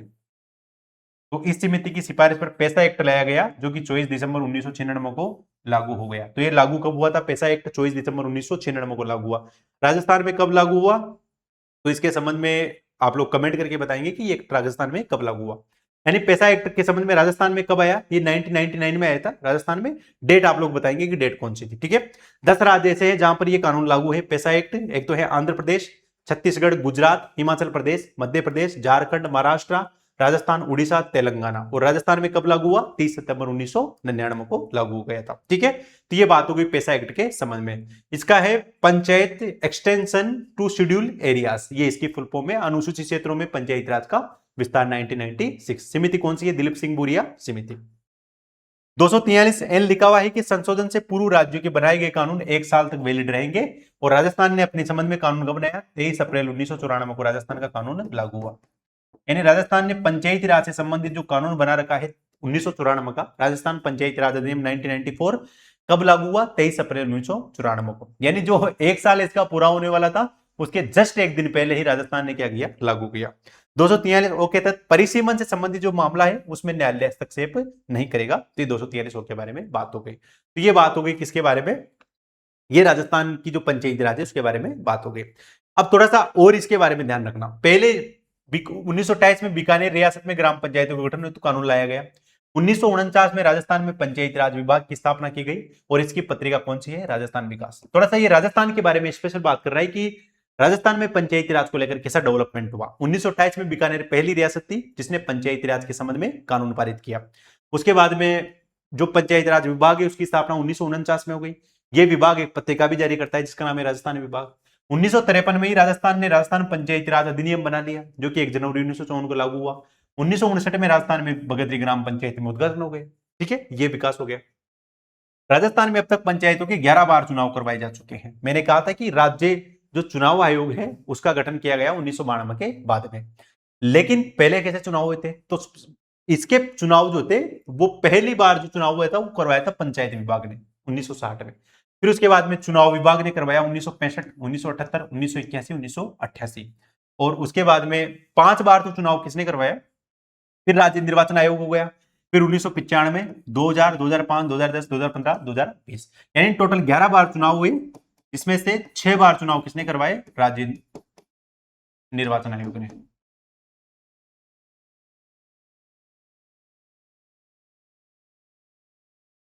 ये भी पूछा जा सकता है कि पंचायती राज संस्थाओं के चुनाव कितनी बार हुए? 11 बार हुए।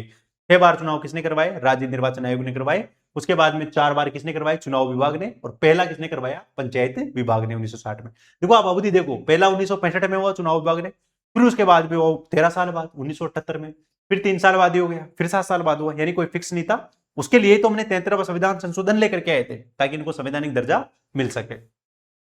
ग्राम सभा की अध्यक्षता कौन करता है? तो सरपंच ग्राम सभा की अध्यक्षता करता है और उसकी अनुपस्थिति में उप सरपंच करता है। और दोनों ही अनुपस्थित हो तो ग्राम सभा स्वयं निर्धारित करती है कि उसकी अध्यक्षता कौन करेगा। तो ग्राम सभा की अध्यक्षता कौन करता है? सरपंच करता है, उसकी अनुपस्थिति में उप सरपंच, और वो भी नहीं है तो फिर ग्राम सभा स्वयं तय करती है कि उसकी अध्यक्षता कौन करेगा।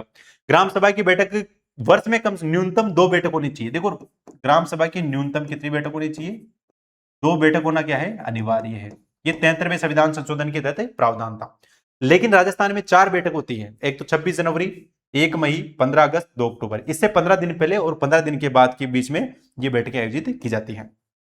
यानी 73वें संविधान संशोधन के तहत पंचायतों की जो बैठक होती है, ग्राम सभा की बैठक सॉरी, वो कितनी होनी चाहिए? तो कम से कम 2 होनी चाहिए। राजस्थान में कितनी होनी चाहिए? कितनी होती है? 4 होती है। कब होती है? एक तो होती है एक 26 जनवरी को, 1 मई को, 15 अगस्त को, 2 अक्टूबर को। ठीक है, इसका कोरम क्या होता है? तो इसका कोरम होता है 1/10। तो ग्राम सभा का कोरम क्या होता है? 1/10। काम क्या करती है? तो गत वर्ष किए गए कार्यों की जांच करती है, अगले वर्ष में किए जाने वाले कार्यों का ड्राफ्ट तैयार करती है। और यह प्रत्यक्ष लोकतंत्र का क्या है? एक बहुत शानदार उदाहरण है। तो ग्राम सभा प्रत्यक्ष लोकतंत्र का उदाहरण है। ये बात हो गई किसके बारे में? ग्राम सभा के बारे में।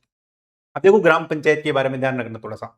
ग्राम पंचायत में कौन कौन है? एक तो सरपंच होता है, एक उप सरपंच होता है, उसके अलावा ग्राम पंचायत के सदस्य कौन होते हैं? वार्ड पंच होते हैं। और ग्राम पंचायत में जो प्रशासक होता है वो कौन होता है? बीडीओ यानी ग्राम विकास अधिकारी होता है। 3000 की जनसंख्या पर इसका गठन किया जाता है और 3000 की जनसंख्या पर वार्ड कितने होते हैं? 9 वार्ड होते हैं। अगर 1000 एक्स्ट्रा होती है तो 2 एक्स्ट्रा वार्ड हो जाते हैं। जैसे मान लो कि 4000 जनसंख्या है तो 9 वार्ड तो वो हो ही गए, उसके बाद में 1000 एक्स्ट्रा है तो 1000 अतिरिक्त जनसंख्या पर 2 अतिरिक्त वार्ड होंगे। मतदाता अपने वार्ड पंच का चुनाव करते हैं, ठीक है, और उसके बाद में सरपंच का चुनाव प्रत्यक्ष होता है, उसका मतलब उल्लेख होता है, और सभी वार्ड पंच मिलकर के उप सरपंच का चुनाव करते हैं। यानी वार्ड पंच का चुनाव कौन करती है? जनता करती है, सीधे वोट देती है। सरपंच का चुनाव कौन करती है? उसमें भी जनता सीधे भाग लेती है। लेकिन उप सरपंच का चुनाव कौन करता है? तो वार्ड पंच जो है वो मिलकर के क्या करते हैं? उप सरपंच का चुनाव करते हैं। अब आप लोग कमेंट करके बताओ कि उप सरपंच के चुनाव में सरपंच वोट करता है या फिर नहीं करता है। ये आप लोगों को मैं पूछ रहा हूं कि उप सरपंच के चुनाव में सरपंच वोट करेगा या फिर नहीं करेगा। जैसे ग्राम सभा की बैठक क्या थी? ग्राम सभा की बैठक 73वें संविधान संशोधन के तहत साल में 2 बार होनी चाहिए, हो ना, और वर्तमान में राजस्थान में कितनी बार होती है? 4 बार होती है। उसी तरीके से प्रत्येक 15 दिन में एक बार बैठक होती है किसी ग्राम पंचायत की, और इसकी गणपूर्ति कितनी होती है? 1/3 होती है। सरपंच, उप सरपंच, वार्ड पंच अपना इस्तीफा किसको देते हैं? खंड विकास अधिकारी यानी बीडीओ को अपना इस्तीफा देते हैं। सरपंच हो, उप सरपंच हो, वार्ड पंच हो, ये अपना इस्तीफा किसको देंगे? इस्तीफा देंगे खंड विकास अधिकारी को। देखो ऐसा नहीं सोचना कि सरपंच उप सरपंच को देगा, उप सरपंच सरपंच को देगा, बिल्कुल भी नहीं सोचना। सरपंच, उप सरपंच और वार्ड पंच अपना इस्तीफा किसको देंगे? ब्लॉक डेवलपमेंट ऑफिसर को देंगे। अब देखो इसको हटाते कैसे हैं, उसका प्रोसेस देख लो। अविश्वास प्रस्ताव लाया जाता है इनको हटाने के लिए, ठीक है। तो अविश्वास प्रस्ताव में पहली बात कि पहले 2 साल तक अविश्वास प्रस्ताव नहीं लाया जा सकता। यानी जैसे पंचायत के चुनाव हुए तो शुरू के 2 साल आप सरपंच के किसी भी के खिलाफ अविश्वास प्रस्ताव नहीं ला सकते। दूसरी बात, अविश्वास प्रस्ताव लाने के लिए 1/3 सदस्यों का समर्थन आवश्यक है। यानी आपके पास में 1/3 सदस्यों का क्या होना चाहिए? समर्थन होना आवश्यक है। चलो 1/3 सदस्यों का समर्थन हो गया। अब ये प्रस्ताव 3/4 बहुमत से पारित होना चाहिए। देखो ऐसा बहुमत आप लोगों ने कहीं नहीं देखा होगा। 3/4 बहुमत से प्रस्ताव पारित होना चाहिए। यदि प्रस्ताव पारित नहीं हो पाता है तो अगले 1 वर्ष तक आप नहीं ला सकते, और अंतिम का जो 1 वर्ष है उसमें नहीं ला सकते। यानी कि कुल मिला के नहीं ला सकते। सरपंच को हटाना कोई मजाक वाली बात नहीं है। वार्ड पंच हैं, पंचायत समिति के सदस्य हैं, जिला परिषद के सदस्य हैं, इनके विरुद्ध अविश्वास प्रस्ताव का कोई भी प्रावधान नहीं है। वार्ड पंच, पंचायत समिति के सदस्य, जिला परिषद के सदस्य, इनके खिलाफ वार्ड जो अविश्वास प्रस्ताव है उसको लाने का कोई भी प्रावधान यहां पर नहीं है। तो सवाल ये आता है कि सरपंच को कैसे हटाते हैं? तो वो हटाते हैं अविश्वास प्रस्ताव को। शुरू के 2 वर्ष अविश्वास प्रस्ताव नहीं लाया जा सकता। अगर अविश्वास प्रस्ताव ला रहे हैं तो 1/3 सदस्यों का समर्थन आवश्यक है। अविश्वास प्रस्ताव 3/4 बहुमत से पारित होना चाहिए। अगर पारित नहीं हो पाया तो अगले 1 वर्ष तक प्रस्ताव नहीं लाया जा सकता, और अंतिम के 1 वर्ष में सरपंच को हटाने के लिए प्रस्ताव नहीं लाया जा सकता। यह पूरी प्रक्रिया किससे संबंधित है? सरपंच और उप सरपंच को हटाने से संबंधित, ठीक है, तो ये याद रखना। उसके बाद में पंचायत समिति। देखो पंचायत समिति में एक तो होता है प्रधान, एक होता है उप प्रधान, एक होता है निर्वाचित सदस्य। पंचायत समिति के निर्वाचित सदस्य को क्या कहते हैं? सीआर कहते हैं।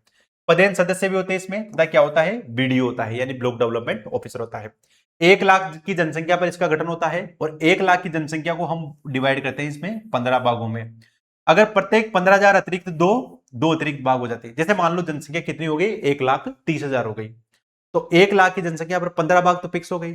15,000 पर जो है 2 अतिरिक्त बनेंगे, तो इसका मतलब 30,000 है, यानी 4 अतिरिक्त बनेंगे। तो यानी 15 और 4 कितने हो गए? 19 भाग बनेंगे। ये हो गया। निर्वाचित सदस्य अपने में से प्रधान व उप प्रधान का चुनाव करते हैं, यानी जो सीआर है उसके लिए चुनाव होते हैं। पंचायत समिति के सदस्य जो है उनके लिए चुनाव होते हैं, जनता उसमें वोट करती है। ये सदस्य मिलकर के एक तो प्रधान चुनते हैं और अपने में से क्या करते हैं? एक उप प्रधान चुनते हैं। सरपंच संबंधित विधायक और सांसद पदेन सदस्य होते हैं। पंचायत समिति में जो है सरपंच पदेन सदस्य होता है, विधायक जो है होता है, और सांसद है तो वो भी होता है। 1 महीने में 1 बार इसकी बैठक होती है, और गणपूर्ति 1/3 होती है। उसकी 15 दिन में 1 बार होती है, इसकी 1 महीने में 1 बार होती है। गणपूर्ति तीनों में क्या है? एकदम सेम है। इस्तीफा, देखो निर्वाचित सदस्य यानी जो पंचायत समिति के सदस्य हैं और जो उप प्रधान है, ये तो अपना इस्तीफा देंगे किसको? प्रधान को देंगे। और प्रधान अपना इस्तीफा किसको देगा? जिला प्रमुख को। यानी पंचायत समिति के सदस्य और उप सरपंच ये तो अपना त्याग पत्र किसको देंगे? प्रधान को देंगे, और प्रधान अपना त्याग पत्र किसको देगा? जिला प्रमुख को देगा। अविश्वास प्रस्ताव, तो इसके सदस्यों को हटाने, इसके जो अध्यक्ष है यानी जो पंचायत समिति के प्रधान उप प्रधान है उनको हटाने के लिए अविश्वास की जो प्रक्रिया है वही है जो अभी थोड़ी देर पहले हमने देखी थी। ये बात होगी पंचायत समिति की। जिला परिषद, जिला प्रमुख होता है, उप जिला प्रमुख होता है, निर्वाचित सदस्य है, पदेन सदस्य है और चीफ एग्जीक्यूटिव ऑफिसर, मुख्य कार्यकारी अधिकारी जो है वो होता है। 4 लाख की ग्रामीण जनसंख्या पर गठन होता है। 17 इसमें भाग होते हैं, इसमें भाग 15 थे, इसमें क्या है 17 है। किस पर? 4 लाख पर। 1 लाख एक्स्ट्रा हो जाता है तो 2 अतिरिक्त हो जाता है। जैसे मान लो किसी जिला परिषद की संख्या कितनी है 5 लाख, तो 4 लाख पर 17 तो हो ही गए वार्ड। उसके बाद में 4 लाख पर 17 है, 5 लाख है, तो 1 लाख एक्स्ट्रा होते ही कितना हो गए 2 अतिरिक्त भाग, यानी कितने हो गए 19 हो गए। तो ये थोड़ा सा इसके बारे में ध्यान रखना, ये तीनों को कंपेयर करके आप पढ़ सकते हो। जिला परिषद के निर्वाचित सदस्य अपने में से जिला प्रमुख को उप जिला प्रमुख का चुनाव करते हैं, जो कि सिस्टम यहां था वही यहां पर है। प्रधान, ग्रामीण विधायक, लोकसभा सांसद तथा राज्यसभा का सदस्य इसके पदेन सदस्य होते हैं। 3 महीने में एक बार बैठक होती है, कोरम 1/3 होता है। डीसी के सदस्य और उप जिला प्रमुख अपना इस्तीफा किसको देते हैं? जिला प्रमुख को, और जिला प्रमुख अपना इस्तीफा किसको देता है? संभागीय आयुक्त को। और अविश्वास प्रस्ताव की प्रक्रिया वही है, यानी इन दोनों की जो है लगभग लगभग क्या है, सेम है। अब देखो थोड़ा सा ध्यान रखना, आप गांव में ग्राम पंचायत सरपंच हो गया, ये सारी चीजें हमने पढ़ ली। ये ग्राम पंचायत 3000 की जनसंख्या पर 9 वार्ड होंगे, प्रति 1000 जनसंख्या पर 2 क्या होंगे? एक्स्ट्रा होंगे। पंचायत समिति पर 1 लाख जनसंख्या पर 15 वार्ड होते हैं, प्रति 15,000 जनसंख्या की वृद्धि पर 2 एक्स्ट्रा हो जाएंगे। 4 लाख की जनसंख्या पर 17 वार्ड और प्रति 1 लाख की वृद्धि पर 2 एक्स्ट्रा वार्ड हो जाएंगे। ठीक है, ये सारे एक साथ आप लोग पढ़ सकते हैं। ये टेबल इसीलिए लेकर आऊं ताकि आप लोग कंफ्यूज वहां पर बिल्कुल भी नहीं हो। सरपंच को सैलरी कितनी मिलती है? तो सरपंच की सैलरी 6,072 रुपए प्रति माह मिलती थी, अभी हाल फिलहाल में शायद उसको 10% के लिए बढ़ा दिया गया है। तो आप लोग थोड़ा सा बताओ इसके संबंध में कि सरपंच और प्रधान और जो जिला प्रमुख है इनको कितनी सैलरी मिलती है। जिन राज्यों की जनसंख्या 20 लाख से कम है वहां पर पंचायत की स्थापना करना अनिवार्य नहीं है, इसके बारे में हम लोग देख चुके हैं। उसके बाद में आरटीआई एक्ट के तहत लोक सूचना अधिकारी कौन होता है ग्राम पंचायत में? ग्राम विकास अधिकारी होता है। अगर ये नहीं करे तो अपील किसके पास में कर सकते हो? सरपंच के पास में। पंचायत समिति खंड विकास अधिकारी होता है, इसके खिलाफ अपील प्रधान के पास में। जिला परिषद में मुख्य कार्यकारी अधिकारी, जिला प्रमुख, इसके बारे में। यानी सबसे इंटरेस्टिंग बात है कि अगर आप कोई घोटाला निकालना चाहते हो, अगर कोई भ्रष्टाचार से संबंधित जानकारी चाहते हो, तो मान लो आपने एप्लीकेशन लिखाई आरटीआई की, तो जानकारी देना किसका काम है? लोक सूचना अधिकारी कौन है? ग्राम सेवक है, ग्राम विकास अधिकारी है। अगर मान लो वो नहीं देता है तो आप अपील किसके पास में करोगे? सरपंच के पास में। आप सोचो सरपंच आपको देगा क्या? ठीक है, तो सरपंच के पास में अपील करोगे। देखो सरपंच, उप सरपंच, वार्ड पंच अपना त्याग पत्र किसको देता है? बीडीओ को देता है। पंचायत समिति के सदस्य उप प्रधान प्रधान को देता है, प्रधान किसको देता है? जिला प्रमुख को। जिला परिषद के सदस्य उप जिला प्रमुख को, और जिला प्रमुख किसको देता है? संभागीय आयुक्त को। ये सारे एक साथ हो गए। सरपंच, उप सरपंच, वार्ड पंच, इनको शपथ कौन दिलाता है? निर्वाचन अधिकारी। पंचायत समिति के सदस्यों को भी निर्वाचन अधिकारी दिलाता है, लेकिन प्रधान और उप प्रधान को दिलाता है उपखंड अधिकारी, और जिला प्रमुख उप जिला प्रमुख को दिलाता है जिला कलेक्टर। ये बात हो गई इसकी शपथ के संबंध में। अब देखो दो बातें हैं। 73वें संविधान संशोधन के तहत कुछ प्रावधान ऐसे हैं जो कि सभी राज्यों को करना अनिवार्य है एकदम। कुछ प्रावधान स्वैच्छिक है, राज्य विधानमंडल की इच्छा पर निर्भर करता है। तो अनिवार्य कौन कौन से है? पहली बात देखो स्वैच्छिक कौन कौन से है। एक तो पिछड़े वर्ग को आरक्षण देना है या नहीं देना है, यह डिसाइड करेगा राज्य का विधानमंडल। पंचायतों में स्थानीय निकाय सरकार के रूप में कार्य कर सके, इसलिए उन्हें अधिकार शक्तियां देना है। कितने अधिकार, कितने पावर उनको दिया जाना चाहिए, यह भी वही डिसाइड करता है। पंचायती राज संस्थाओं में संसद और विधानमंडल के प्रति प्रतिनिधियों को शामिल किया जाना, यह भी वही डिसाइड करता है। पंचायतों को वित्तीय अधिकार देना, यह भी स्वैच्छिक प्रावधान है। पंचायतों को उचित कर और शुल्क लगाने के लिए अधिकृत करना, यह भी क्या है? स्वैच्छिक प्रावधान है। अब कुछ फैक्ट है थोड़े से, वो ध्यान रखना। ग्राम सेवक की नियुक्ति गिरधारी लाल व्यास समिति की सिफारिश पर की गई थी, और पंचायती राज अधिनियम था 1994, उस एक्ट की धारा 89 जो था, इस धारा 89 को संशोधित करके ग्राम सेवक के स्थान पर ग्राम विकास अधिकारी जो है वो पद किया गया था। अभी कैसी फीलिंग आती है? विलेज डेवलपमेंट ऑफिसर, ऐसा ऑफिसर वाली फीलिंग आती है। हालांकि पटवारी के लिए भी लोग कहते हैं कि इनके पद का नाम भी बदल करके ग्राम राजस्व अधिकारी कर देना चाहिए, लेकिन मुझे नहीं लगता कि वो किया जाना चाहिए, क्योंकि जो नाम की वैल्यू बनी हुई है, ब्रांड वैल्यू बनी हुई है, वो नाम चेंज करने में नहीं है। विलेज डेवलपमेंट ऑफिसर इनके नाम का हो गया। इंदिरा गांधी ग्रामीण विकास वो पंचायती राज संस्थान जहां पर इनको ट्रेनिंग मिलती है वो जयपुर में है। 1984 में इसकी स्थापना हुई थी। ग्राम सेवक प्रशिक्षण केंद्र कहां पर है? मंडोर जोधपुर में है, 1960 में स्थापना हुई, और एक डूंगरपुर में है, 1954 में हुई। राजस्थान के पहले जिला प्रमुख कौन थे? लिखमाराम चौधरी थे। प्रथम महिला जिला प्रमुख कौन थी? नगेंद्र बाला, जो कि कोटा की थी। जो एचसीएम रिपा है, हरिश्चंद्र माथुर लोक प्रशासन संस्थान है, इसकी स्थापना 1957 में हुई। 1963 में इसका मुख्यालय कहां पर स्थापित कर दिया? जयपुर में स्थानांतरित कर दिया। यानी 1957 में जोधपुर में एचसीएम रीपा की स्थापना हुई, लेकिन अब इसका मुख्यालय 1963 में कहां पर कर दिया, जयपुर में। ये अभी भी जयपुर में क्या है, ये इसके संबंध में महत्वपूर्ण तथ्य हो गए। अब ये बात हो गई हमारे 73वें संविधान संशोधन से संबंधित कंप्लीट बात हो गई। अब आता है हमारा 74वां संविधान संशोधन। देखो 74वें संविधान संशोधन के तहत एक तो भाग 9A जोड़ा गया, दूसरी बात 243 पी से लेकर के 243 जेड जी तक जोड़ा गया। एक तो मैंने क्या बताया था आप लोगों को कि 243 से लेकर के 243 ओ तक 73वां संविधान संशोधन, 243 पी से लेकर के 243 जेड जी तक ये किसके संबंध में है, नगर पालिकाओं से संबंधित। 18 अनुच्छेद हैं, 12 क्या है, अनुसूची है। नगर पालिकाओं की स्थापना का आधार क्या है, यानी आधार क्या है 243, क्योंकि ऐसे याद रखेंगे कि क्यों करें हम नगर पालिकाओं की स्थापना, क्यों करें। तो पहली बात है कि जनसंख्या के आधार पर इसका गठन किया जाता है। अगर जनसंख्या डेंसिटी ज्यादा है, घनत्व ज्यादा है, उस आधार पर भी नगर पालिका बनाई जा सकती है। गैर कृषि कार्य करने वाले की संख्या ज्यादा हो, राजस्व की प्राप्ति के मामले में हो, धार्मिक या कोई पर्यटन की दृष्टि से, इसके आधार पर इनका गठन किया जा सकता है। अब देखो एक बहुत इंटरेस्टिंग बात है, थोड़ा सा इस स्लाइड की वजह से मिस्टेक हो गई। ग्राम पंचायत जो है वो एक त्रिस्तरीय संरचना है, जबकि ये जो नगर पालिका वाला है वो त्रिस्तरीय पद्धति नहीं है, ये 3 प्रकार हैं इसके नगर पालिकाओं के। अगर आप भाग 9A देखोगे तो भाग 9A का नाम क्या है, नगर पालिका है। और नगर पालिकाओं का मतलब क्या है, इसको तीनों प्रकार आ गए नगर पालिकाओं के। तो वहां पर त्रिस्तरीय थी और यहां पर 3 प्रकार है। प्रकार कैसे है, तो बड़े शहर में नगर निगम, छोटे शहरों में नगर परिषद और संक्रमणशील क्षेत्रों में नगर पंचायत यानी कि नगर पालिका। जबकि अगर आप वहां पर पंचायती राज पद्धति में देखोगे तो त्रिस्तरीय संरचनाएं, स्तर बने हुए थे, एक दूसरे पर डिपेंडेंट थे। जैसे ग्राम पंचायत का बजट किससे पारित होगा, पंचायत समिति से। पंचायत समिति का बजट कौन पारित करेगी, जिला परिषद करेगी। तीनों एक दूसरे से अंतर संबंधित है। उसके अलावा अगर आप देखें तो एक ही मतदाता जो था वो तीनों संस्थाओं के जनप्रतिनिधियों का चुनाव करता था। दूसरी बात 243 डी करता था। अब देखो 243 डी में वहां पर रिजर्वेशन था, मैंने डिमांड बताई थी। यहां पर कहां पर है, 243 टी में, 243 टी में इसके बारे में रिजर्वेशन दिया हुआ है। उसके बाद में नगर पालिकाओं से संबंधित महत्वपूर्ण अनुच्छेद हो गया। एक तो 243 यू, ये कार्यकाल है। वहां पर कार्यकाल कहां पर था, 243 ई में था। 5 वर्ष होता है। निर्धारित अवधि से पहले रिक्त होने पर चुनाव 6 माह में करवाने आवश्यक होते हैं। वही जो उसके संबंध में योग्यता थी। 243 बी में योग्यता थी, राज्य विधानमंडल करेगा, लेकिन न्यूनतम आयु 21 वर्ष होगी, वही पंचायती राज वाला। डब्ल्यू में इन संस्थाओं के 18 कार्य हैं। 12वीं अनुसूची में कितने कार्य देने हैं, इसकी जिम्मेदारी किसके पास में, विधानमंडल के पास में। टैक्स लगाने, TAX, यहां तो इसको याद ही कर सकते हो आप।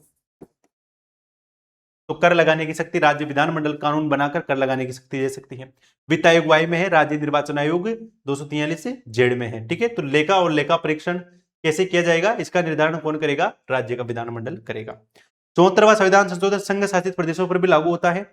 पश्चिम बंगाल के दार्जिलिंग में गोरखा हिल काउंसिल कार्यरत है, परिसीमन को न्यायालय का हस्तक्षेप वहां पर नहीं किया जा सकता। ये कुछ आर्टिकल है, इसके बारे में थोड़ा सा याद रखना। ठीक है, तो ये सारी चीजें मैंने आप लोगों को कंप्लीट बता दी। अब मैं एक चीज आपसे एक्सपेक्ट करता हूं, आप में से मुझे लगता है कौन बताएगा। 243 पी से लेकर के 243 जेड जी तक एक तरफ अनुच्छेद लिखेंगे, दूसरी तरफ उससे संबंधित प्रावधान है वो लिखेंगे। जो सबसे पहले अच्छे से लिख करके भेजेगा उसके कमेंट को मैं पिन भी करूंगा। ठीक है, और उसके बाद में उसका रिप्लाई वगैरह करेंगे।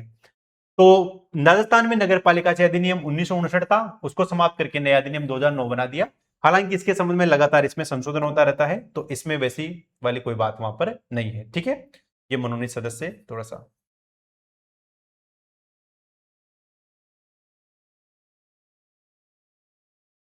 इनका क्या है, डेटा चेंज हो गया है तो वो चेंज वाला डेटा करेंगे। अब देखो नगर निगम जो होता है उसका गठन कैसे किया जाता है। जैसे हमने उसमें देखा था 1 लाख से 5 लाख से अधिक की जनसंख्या है तो उस पर नगर निगम गठित किया जाता है।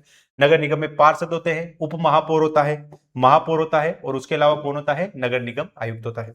नगर परिषद 1 लाख से 5 लाख तक की जनसंख्या पर पार्षद होता है, उप सभापति होता है, सभापति होता है, और एक क्या होता है, आयुक्त। अधिशासी अधिकारी नहीं होता, आयुक्त होता है। यहां पर प्रशासनिक अधिकारी को क्या कहते हैं, आयुक्त कहते हैं। नगर पालिका में 1 लाख से कम जनसंख्या है तो पार्षद, उपाध्यक्ष, अध्यक्ष और अधिशासी अधिकारी ईओ, एग्जीक्यूटिव ऑफिसर, जिसकी अभी भर्ती आने वाली है। यानी 5 लाख से अधिक जनसंख्या है तो नगर निगम, 1 लाख से 5 लाख तक है तो नगर परिषद, और 1 लाख से कम है तो नगर पालिका। ठीक है, ये बात थोड़ा सा इसके बारे में ध्यान रखना। 74वें संविधान संशोधन में अध्यक्षों का चुनाव प्रत्यक्ष तथा या अप्रत्यक्ष विधानमंडल तय करेगा। देखो 74वें संविधान संशोधन में तो सिंपल सा लिख दिया कि इनका चुनाव डायरेक्ट होगा या इनडायरेक्ट होगा, ये विधानमंडल तय करेगा। 1959 के अधिनियम में विधानमंडल ने क्या तय किया कि पार्षदों के द्वारा अप्रत्यक्ष रूप से इनका चयन होगा। किसका? अध्यक्षों का चुनाव। यानी अध्यक्ष जो है उनका चुनाव कौन करेंगे? पार्षद ही करेंगे। 1959 के अधिनियम में था। फिर 2009 का जो अधिनियम आया उसमें प्रत्यक्ष रूप से कर दिया कि सीधे ही क्या होगा, इनका चुनाव होगा, आम जनता इसके नाम में सीधे वोट दे सकती है। फिर 2014 से पुनः इसको डायरेक्ट क्या कर दिया? इनडायरेक्ट कर दिया, और अभी भी क्या है, ये अनडायरेक्ट। तीनों संस्थाओं की बैठक 60 दिन में एक बार होनी चाहिए, यानी 2 महीने में एक बार होनी चाहिए। और गणपूर्ति कितनी है इनकी? 1/3 है। इस्तीफा सभी जनप्रतिनिधि अपना इस्तीफा जिलाधीश या कलेक्टर को देते हैं। यानी ये सारे जनप्रतिनिधि अपना इस्तीफा किसी को देते हैं? जिलाधीश को देते हैं, यानी जिला कलेक्टर को देते हैं। ये बात हो गई इसके संबंध में पूरी कंप्लीट। ठीक है, अब सबसे इंपॉर्टेंट है जिला नियोजन समिति यानी डीपीसी 243 से जेडडी में लिखा हुआ है। ठीक है, और ये किसके तहत स्थापित की गई? 74वें संविधान संशोधन के माध्यम से। मैं नगर पालिका वाले में टाइम इसलिए कम ले रहा हूं क्योंकि अगर आप लोगों ने देखा होगा तो मैंने पंचायती राज बहुत अच्छे से पढ़ा दिया। अगर वहां पर जो चीजें हैं वो लगभग सारी चीजें यहां पर भी है, जो चीजें अलग है वो मैंने आपको यहां पर बता दी। तो डीपीसी के बारे में क्या याद रखनी? पहली बात है कि 243 डी में जो डिस्ट्रिक्ट जो प्लानिंग कमेटी है उसकी के बारे में उल्लेख है, और डीपीसी की सदस्य संख्या संविधान में उल्लेखित नहीं है, लेकिन 4/5 सदस्य निर्वाचित होंगे, ये इसके बारे में लिखा हुआ है। यानी डीपीसी में सदस्य कितने होंगे? कोई कुछ नहीं लिखा हुआ, बस इतना लिखा हुआ है कि जितने भी सदस्य होंगे उसका 4/5 क्या होंगे? निर्वाचित होंगे। तो डीपीसी में, राजस्थान की डीपीसी में 25 सदस्य होते हैं, इसके 4/5 सदस्य जो ग्रामीण और जो शहरी है उनकी जनसंख्या के अनुपात में होते हैं 25 सदस्य। अब इन 25 सदस्यों का 4/5 यानी 20 सदस्य क्या होते हैं? निर्वाचित। और 5 सदस्य क्या होते हैं? मनोनीत। अब इन 5 सदस्यों में से अगर आप लोग देखें तो 3 तो होते हैं पदेन सदस्य, 20 सदस्य निर्वाचित होंगे, और 5 सदस्यों में से 3 तो होंगे पदेन और 2 क्या होंगे? मनोनीत। ठीक है, 3 होंगे पदेन सदस्य और 2 क्या होंगे? इसमें मनोनीत होंगे। पदेन सदस्य कौन होंगे? 3। तो एक तो जिलाधीश होगा, डिस्ट्रिक्ट कलेक्टर, एक जिला परिषद का सीईओ होता है, मुख्य कार्यकारी अधिकारी, एक अतिरिक्त मुख्य कार्यकारी अधिकारी क्या होता है? इसका पदेन सदस्य होता है। उसके अलावा मनोनीत राज्य सरकार के द्वारा उस जिले के सांसद अथवा जो विधायक है उनको इस काम मामले में मनोनीत किया जाता है। अध्यक्ष को कौन करता है डीपीसी की? तो जिला प्रमुख इसका क्या होता है? अध्यक्ष होता है।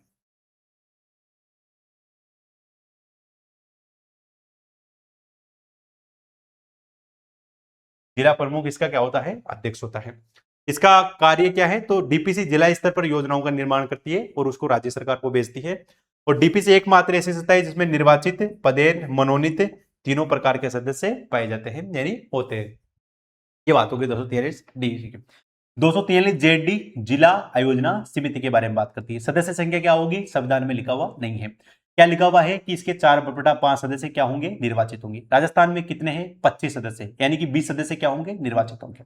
कितने बचे? 5 बचे। 5 में से 3 क्या होंगे? पदेन होंगे, 2 क्या होंगे? मनोनीत होंगे। 3 पदेन कौन होंगे? तो डिस्ट्रिक्ट कलेक्टर होगा, एक मुख्य कार्यकारी अधिकारी होगा जिला परिषद का, एक अतिरिक्त मुख्य कार्यकारी अधिकारी होगा। 2 मनोनीत कौन होंगे? तो राज्य सरकार उस एरिया के सांसद और विधायक को क्या करेगी? इसमें मनोनीत करेगी। जिले की विकास योजनाओं का यह निर्माण करेगी, किसको भेजेगी? राज्य सरकार को भेजेगी। इसकी अध्यक्षता कौन करेगा? जिला प्रमुख इसकी अध्यक्षता करेगा। यह बात हो गई किसके संबंध में? हमारे जिला आयोजना समिति के बारे में बात हो गई। 243 जेडी के बारे में हमने यहां पर कंप्लीट डिस्कस कर लिया। तो ये राजस्थान में नगर पालिकाएं जो है वो 243 जेड में इसके बारे में लिखा हुआ था। अब आप में से जो भी सीटी की तैयारी कर रहे हैं, यानी पहले बात तो ये बताओ कि आप में से कितने लोगों ने एक क्लास कंप्लीट देखी है, या फिर स्टार्टिंग में आप लोगों ने क्लास शुरू की और उसके बाद में बंद करके चले गए। तो जो भी इस क्लास को देख रहे हैं वो सारे लोग पहले ये बताएंगे मुझे कि किन किन लोगों ने क्लास पूरी देखी। दूसरी बात ये बताएंगे आप लोगों को क्लास लगी कैसे, क्या ये पैटर्न आपको पसंद आया, या फिर वही जिस पैटर्न पर हम पढ़ते आ रहे हैं उसी पैटर्न पर हम पढ़े। ठीक है, तो जैसे इस क्लास में मैंने बहुत कम समय में आप लोगों को पूरा टॉपिक कंप्लीट रिवाइज करवा दिया। तो क्या ऐसा और भी टॉपिक है जो आपको लगता है कि यार ये मेरे सफलता में बाधा बन सकता है, ये मेरे सिलेक्शन में रुकावट बन सकता है? तो बिल्कुल निश्चिंत होकर के बिल्कुल मुझे बोलिए, मैं आपके हर एक समस्या का समाधान करने की कोशिश करूंगा। जो टॉपिक मेरे अधिकार क्षेत्र में है, जो जिसको मैं अच्छे से एक्सप्लेन कर सकता हूं, वो टॉपिक मैं ले आऊंगा। अगर मान लो कोई टॉपिक है जो मुझे नहीं आता है, वो मैं किसी टीम से रिक्वेस्ट करूंगा कि वो टॉपिक पढ़वा दे। जैसे इंग्लिश का हो गया, मैथ का हो गया, कोई साइंस का हो गया, वो मैं टीम से वहां पर बता दूंगा। ठीक है, बस हाँ, आपको अच्छे से पढ़ना है और उसके बाद में अच्छे से सिलेक्शन लेना है। और अगर कोई भी दिक्कत हो तो उसके बाद में क्वालिटी एजुकेशन का प्लेटफॉर्म आपके लिए है, कमेंट बॉक्स आपके लिए खुला हुआ है, बस आप लोग अपने संबंध में उसके बारे में बता सकते हैं। उसके अलावा आप में से जो भी सीईटी की तैयारी करने वाले हैं आगे, तो हमारे क्वालिटी एजुकेशन जो ऐप है उस पर दोनों की टेस्ट सीरीज चल रही है बहुत अच्छे से। अभी इसके संबंध में ऑफर भी चल रहा है, तो एक कूपन कोड यूज करना आप जिस 29 जब भी आप परचेज करेंगे तो इसमें आपको 29% का सीधा सीधा ऑफ मिल जाएगा। उसके अलावा सीटी 10+2 का वीडियो कोर्स भी इसमें चल रहा है, इसमें भी GS29 कूपन कोड आप यूज करेंगे तो इन दोनों कोर्स में भी 29% का ऑफ आप लोगों को अच्छे से मिल जाएगा। बाकी सारी जो पीडीएफ है, ये सारी जितने भी पीडीएफ यहाँ पर आ रही है, जो भी क्लासेस आप लोगों के लिए ली जा रही है, उन सारी क्लासों की पीडीएफ आप लोगों को टेलीग्राम चैनल पर अच्छे से मिल जाएगी। ठीक है, तो बढ़िया अच्छे से पढ़ो और अच्छे से एग्जाम दो और उसके बाद में कमेंट करके बताना कि किस किस का एग्जाम बहुत अच्छा हुआ है और ये क्लास भी आपको कैसे लगी और क्या टॉपिक है जो आप पढ़ना चाहते हैं हमसे, उसके बारे में आप लोग जरूर बताएं। बहुत बहुत धन्यवाद।